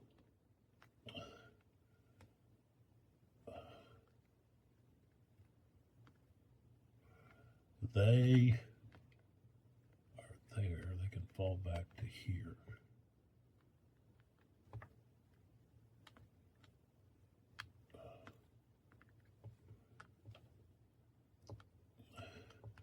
Now, they have to move in. And there's that artillery sitting right there. Okay. So that artillery unit gets to fire at them. Rank, that's 4. Canister is +3. That's so now we're at 7. And we have -1 for being disordered. So we're at 6. -1 for them having a skirmisher. So we're at 5. 26. That's not very good. That's still going to be a morale check. No, that's a 72. I'm sorry. 72 is going to be a morale check -10. And they rolled a 26. -5. They're going to fail. So they are going to be shaken and forced back. So they go back to here.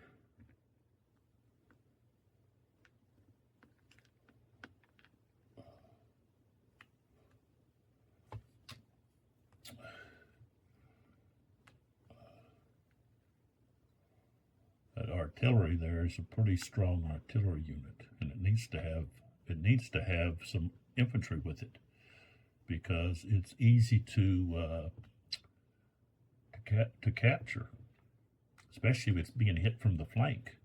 Right now, flank and flank, although it can turn, it could be hit from 2 sides. Now, it does have this cavalry sitting here that's going to be able to reaction charge possibly, but and we don't have any fatigue check to do. That's only in the higher game, battalion game, I think, whatever it's called.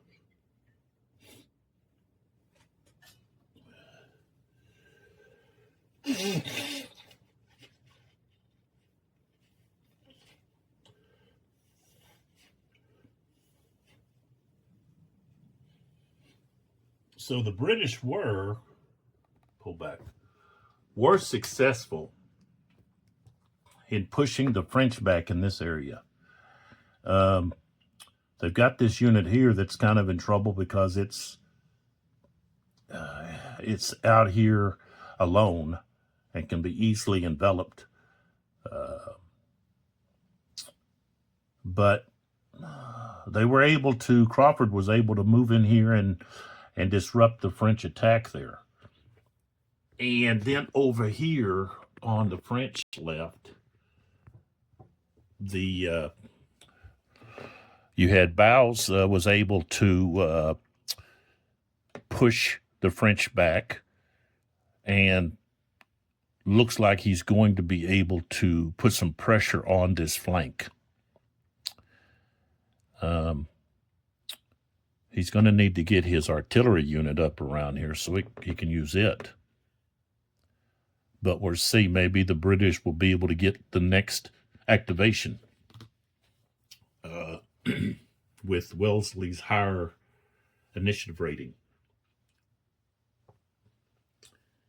That'll be interesting to see if they get a double turn, back-to-back turns. That'll be interesting to see what happens there.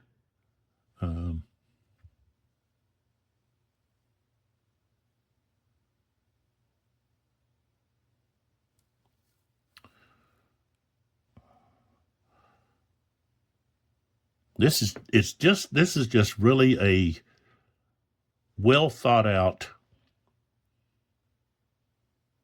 tactical system that I think gives you a better historical flavor to the combat than you find in some of the other systems, especially with what's the deal here? This is just, I guess I got to back it up some. Let's back it up there. Okay. than some of the other systems that really didn't solve or I don't know, just didn't seem to find a solution to the skirmishers. Some games just kind of leave them out completely. Other games, they can be a little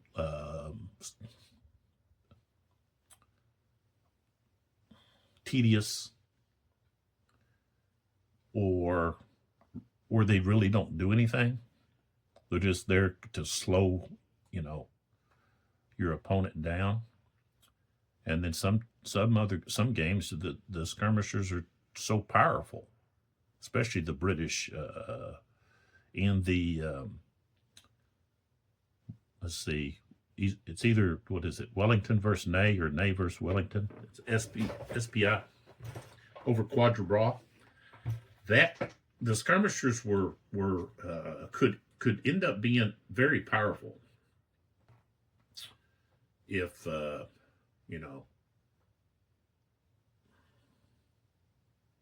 they were used a certain way. And that system had a lot of interesting elements to it, especially the sequence of play. And where you don't have a chit pull. Now, I like the chit pull because it has that randomness to it. And I can also see where you have a sequence, that's followed, that's not so random. But in that sequence, you have where the non-facing player can still do something. They can still react, or they get, like here, they get artillery fire, things of that nature. So, and that's another issue, is whether or not, the artillery is too strong or too weak. And I think overall, I think the artillery is right. We just saw an example of where infantry tried to just assault an artillery unit alone head on, and they got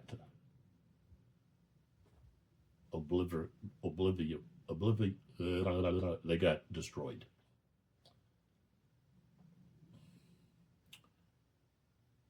So you can't just go head on.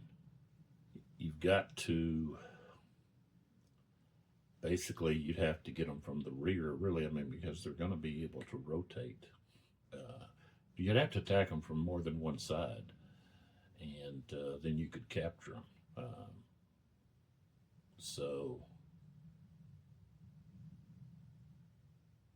But the system is just does a very good job of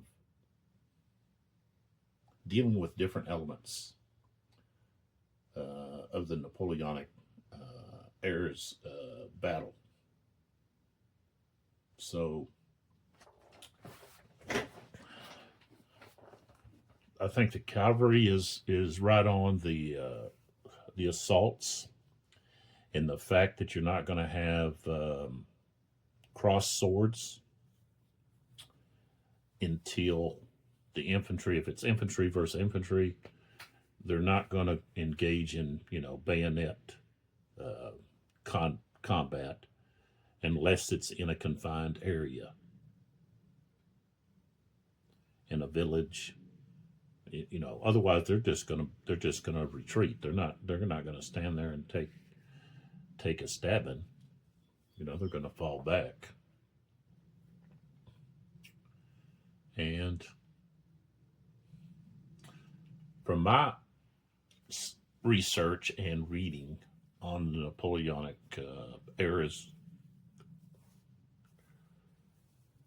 bayonet combat, that that was a rare occurrence unless, you were in a position where you couldn't retreat so fast. Or you had a position you were, really trying to hold, and it had, a defensive element to it. So I think that it all, to me, really seems to agree with the historical record. And we're talking specifically about individuals that were there and had written, whether it be letters home, or they were writing in a diary, or it was battlefield reports that officers had filled out, or so forth. And so this really is a historical look at Napoleonic combat, in my opinion. I'm not a scholar. I'm not a historian. I have taught history for over 10 years, but I don't have a PhD. I don't have a master's. I don't even have a degree in history. My degree is in exercise and sports science and a minor in English. But in Texas, once you pass your main certification, which would be my secondary certification, and then I passed not only that, but once you pass that, you can take any test. And if you can pass it, then you can teach it. And I was able to go and take the history test and pass it the first time. And but I did have I almost had a double minor. I almost had a minor in history. And I didn't stick around longer to do that. I just wanted to get out and start working. So, but I did take quite a few history classes.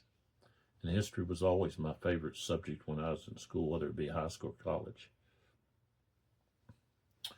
And I've done a lot of studying and reading on just history, but on the Napoleonic period. I've done a lot of reading and research there. So I've got all of that knowledge that when I look at these games, I can pick up on, whether or not I think, that it seems, right, the way that things react and the way that the combat flows. And, you have a lot of pushback and then push forward. And you had that in the Napoleonic battles, especially around villages or in villages or in rough terrain. You would have, one army assault and push the enemy back, and then the enemy would counter assault and push the original assaulter back, and it just kind of went back and forth like that.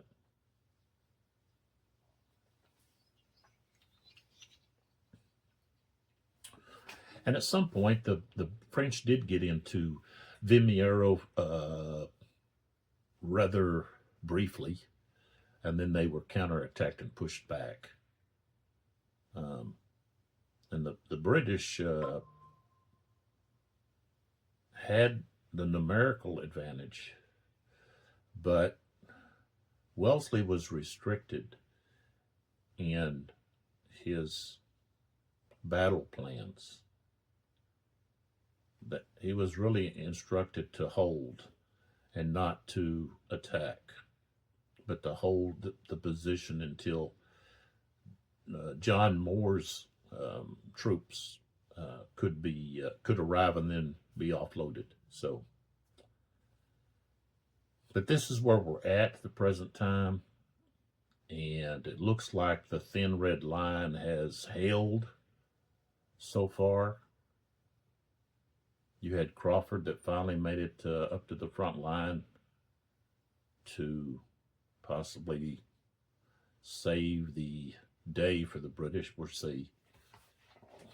We'll have to also see how the French deal with this flank attack over here. They would be better off if they had their cavalry over here, where it would have an easier time with the terrain. The terrain is a little bit restrictive over there, not allowing them to move around the flank. And they could possibly do that with only the restriction of the map here. And, you know, really, I think with this western ridge, I wish they would have just given you a whole sheet that went all the way down over here, instead of, you know, you just got this little section here that got, you know, it's really just that over, you know, little bitty section. Why not go ahead and just give the sheet going all the way down, and then, you know, you could have the French approach. And I know at some point you have to draw the line to where the map is going to be, but, you know, that would also allow some more movement, okay, of maybe the French of attempting to encircle this way. And that's one of the reasons that my plan didn't involve that is attacking over here, because there was nothing, you couldn't maneuver. You know, you could only, you know, if I pull this back, you know, then, you know, that's where you're at. You would have your troops enter just along right there. And if they were pushed back, then they're pushed off the map.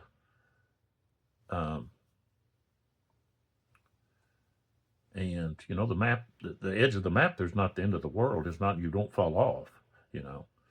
But, you know, you have to have a, you know, they can only, you know, do so much. You can't have a map of just extending and extending. It's, you know, keep continuing to extend. I guess I could make my own, you know, look at the terrain and try to match things, you know, and just, you know, add, you know, some of my own map on there.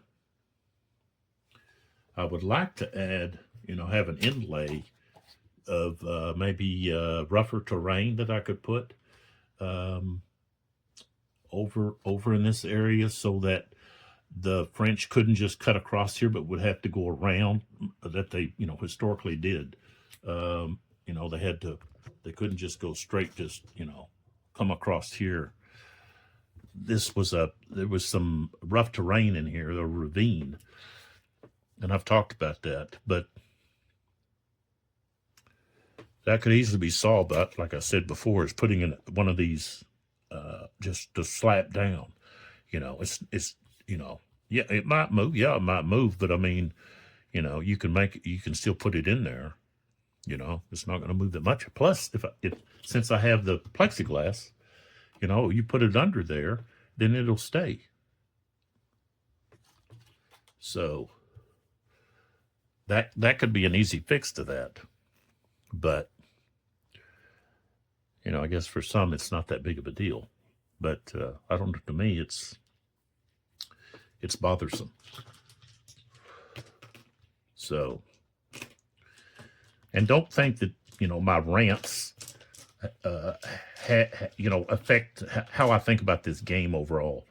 You know, I really, this is really my favorite, I would say is my favorite tactical, okay, grand tactical system so far, you know.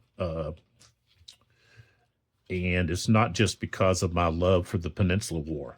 It's whether, you know, whatever battle it was dealing with, you know, I think it's going to give you a very true historical flavor to what combat was like.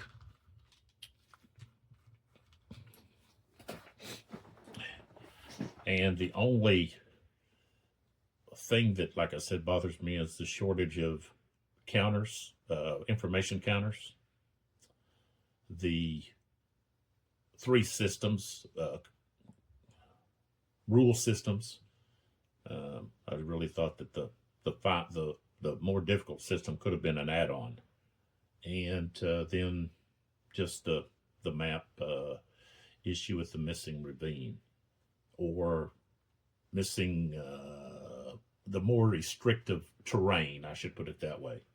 The more restrictive terrain in a certain area that would force the French to actually maneuver around, to march around, as they historically did, march around to get to the eastern ridge, which really affected the battle, because he didn't coordinate his attack. He should have waited for those units to get around to the eastern ridge and let them attack first and then attack Vimeiro. But he didn't. He attacked Vimeiro before they even got over there. And by the time they got over there, his attack was already over. He had already lost. So so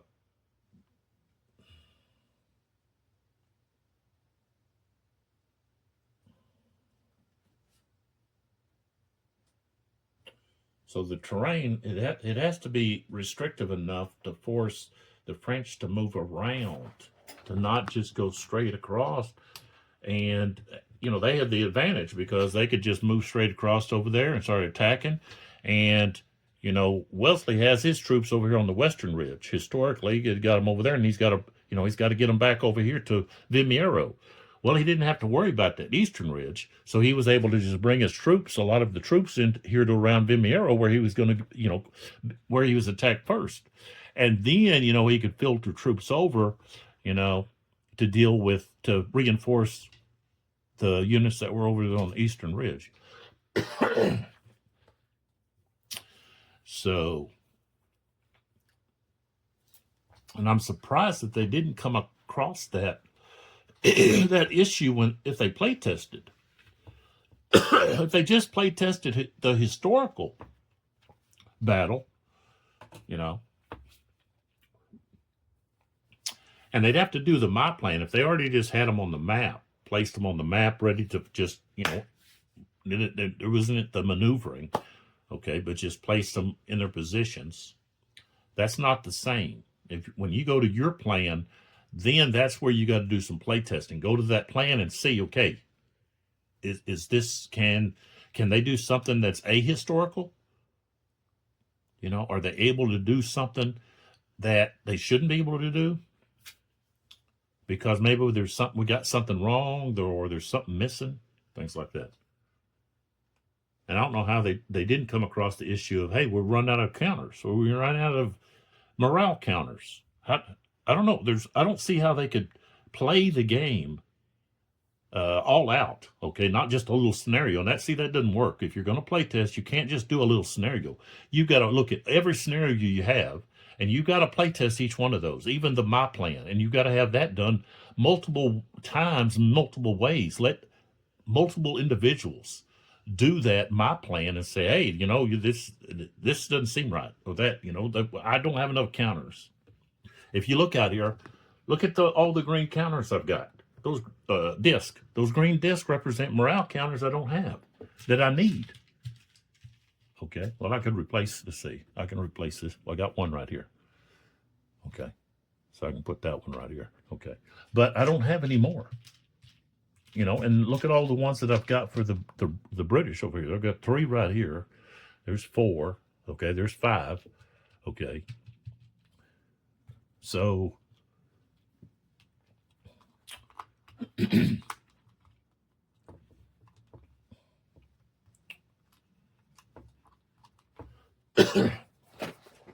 so you've got to come up with your own way to identify, morale.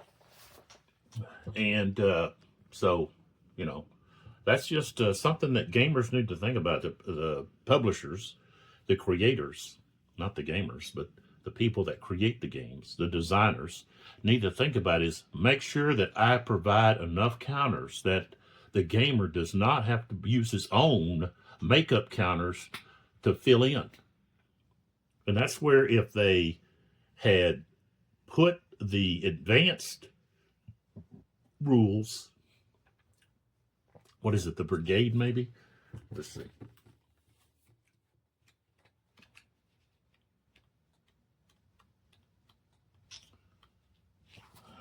Yeah, the brigade game. They could have made that an add-on and just let people buy that as an add-on, and maybe have some scenarios with it that people would want to have it.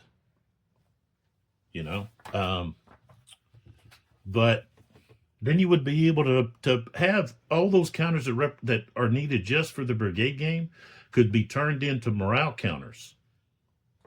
And the assault counters, those could just be universal. They could be white, okay, background, or a yellow or something, some other background besides the pink or the blue, because you're not ever going to have,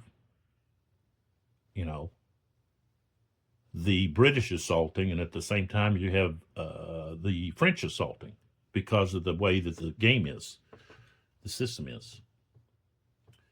And you could probably do that with the low ammo.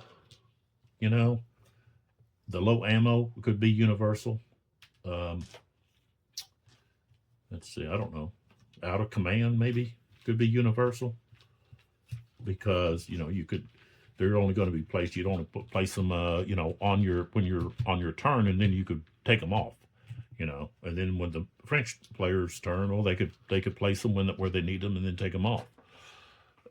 So that's just things that I see that could be changed, this or that. But I'm sure it's already too late. They've already got the next edition, and the only thing now is, okay, now you could actually, if you have the next edition and this edition, then you'd be able to use counters, information counters, that you have in one game with another game. And I've done that with some of the GMT games, whether it be the Great Battles of the American Civil War, American Revolution, or just the Great Battles of History.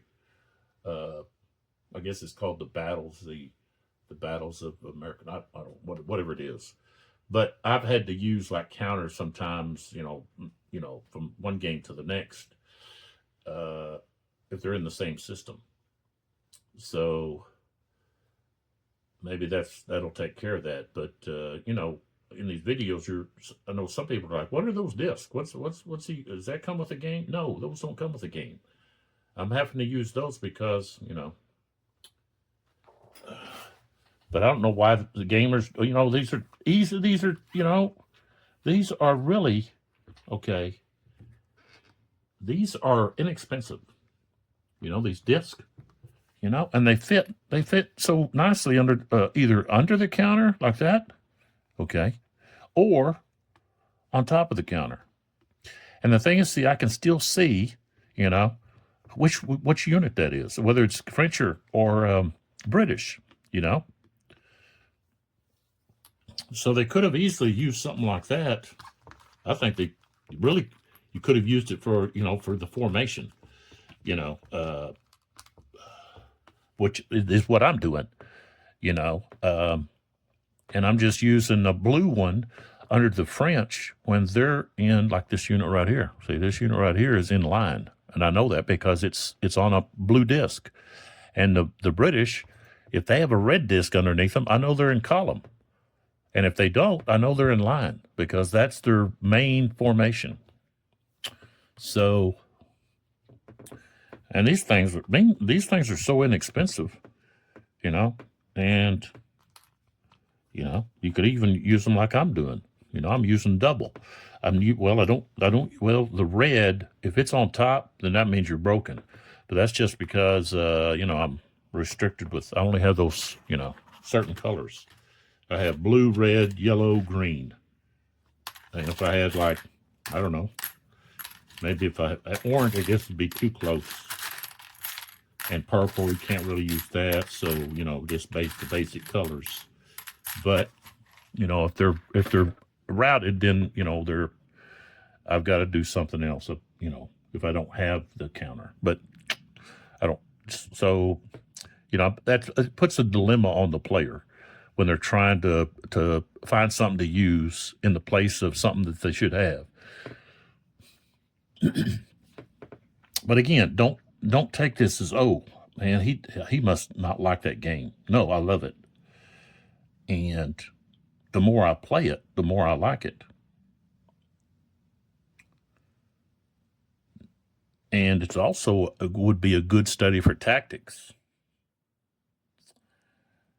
because you've got the skirmishers, okay, that they can throw out, and you got the infantry units that are, British in line, French in, for the most part, in column.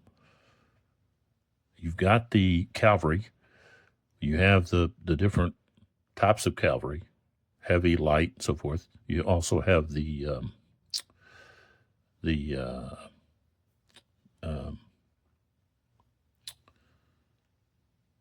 I'll think of it later, maybe. The other type of cavalry. And the different formations for cavalry, and the charge, reaction charge, okay. And then you have the artillery, and you got to really think about strategy and where you place your different units. Like, for example, I don't have all my cavalry is on one side of the board, on one flank, and I could use some cavalry over here to get these guys. If you can get them forced into square, then it's easier to assault. It's easier to fire. You just move up on them and start blasting them away with the line, or you'd start doing it with artillery, which was difficult. Okay, there was a restriction over here due to the fact of this dry stream bed. You can't, artillery can't get across it. So I had to come all the way up to Toledo up here to cross, because the British had control of this one down here, and they still, well, they don't really, this ford or bridge right here. And so I'd have to push the British back more to get the artillery. But if I can get that artillery around there, like this unit here or something, I can start blasting away at these squares over here, or just move some infantry over there and get them up on one side, so that, and cavalry close, so that when they try to switch over to another formation, the cavalry can swoop in there and cut them to pieces. And so you have that tactical decision making, of where you got to put some units here. You got to have cavalry over here, and I made the mistake if I got all my cavalry on one side of the board, and I don't have anything over there to help them. They were over there all by themselves. I'm just now getting artillery there and some infantry here to move up, and I should have done that. And they wouldn't have had that. They wouldn't have been able to keep that, have that big barrier over there like they've got with all those squares. You've got to use the three arms together. You can't use them separate. So, I should have had at least, let's see, I could have, like, what they call them, brigades. I should have had one of the cavalry brigades on, each side. I've got two brigades. I could have the smaller one over on, one side or the other. And that would have put a lot of pressure on both flanks. But even if I had the cavalry all like I do, I should have had some infantry over there with them, with some artillery. And, I'm just now getting that over there. And, here all these turns have gone by. So, that's something to think about is, and also the fact that you want to really soften your opponent up like they did historically is, you get some artillery in there close and pound them. And with skirmishers too, and then once they're disordered, once they're shaken, if they're broken or routed, man, you can get in there and eliminate them. But you got to get them. You got to get them disordered or shaken. If you can get them shaken, you got a pretty good chance of being able to break them, where they then they're getting out of there, and you really cause some issues. And then you bring in your cavalry to swoop in on them like that, and then that's it. It's done. And so all of that, can be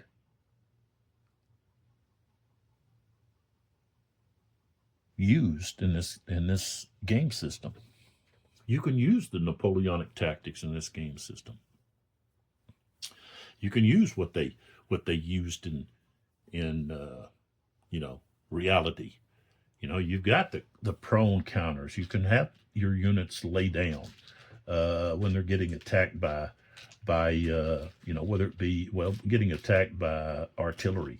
They're here. Let's see, I don't see any of them right. Let's see. Maybe I don't have any of them pulled out here, but I think they're those when the out of command. Yeah, the out of command markers. Those are, here's one. It's a prone, just prone, -1 when they're being fired on. So you could have them prone and still have skirmishers out in front of them, and that's what the British did. Well, Wellesley was ahead of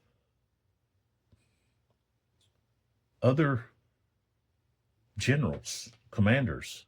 He cared about his troops and allowing them to lay down instead of stand in the face of artillery barrage.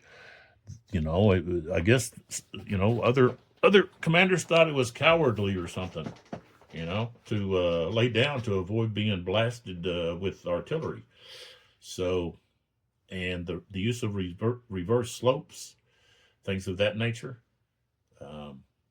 Wellesley used. You should see that in some of these other.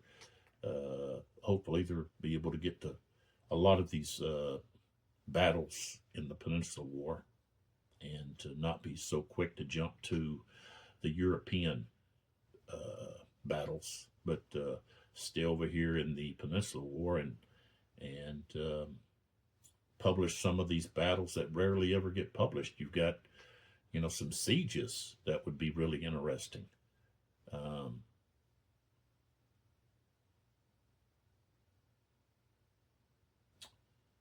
But so many battles that have been really neglected, I think.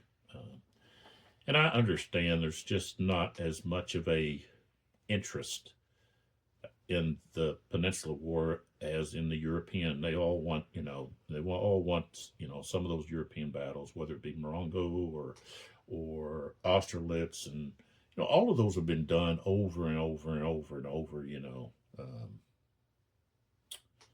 And it's just refreshing to see a designer that has turned to to Spain and Portugal and is designing his system around those battles. And I'm eager to see the Fuentes de Honoro battle that they're working on. So, all right. So the next video will be the start of the 1320 hour or time. And Ferguson's replacement will be coming in, Burn. So he's only going to have one. Let's see, he's got 2 units. He's got a Green Jacket company, and then he's got 1 battalion. So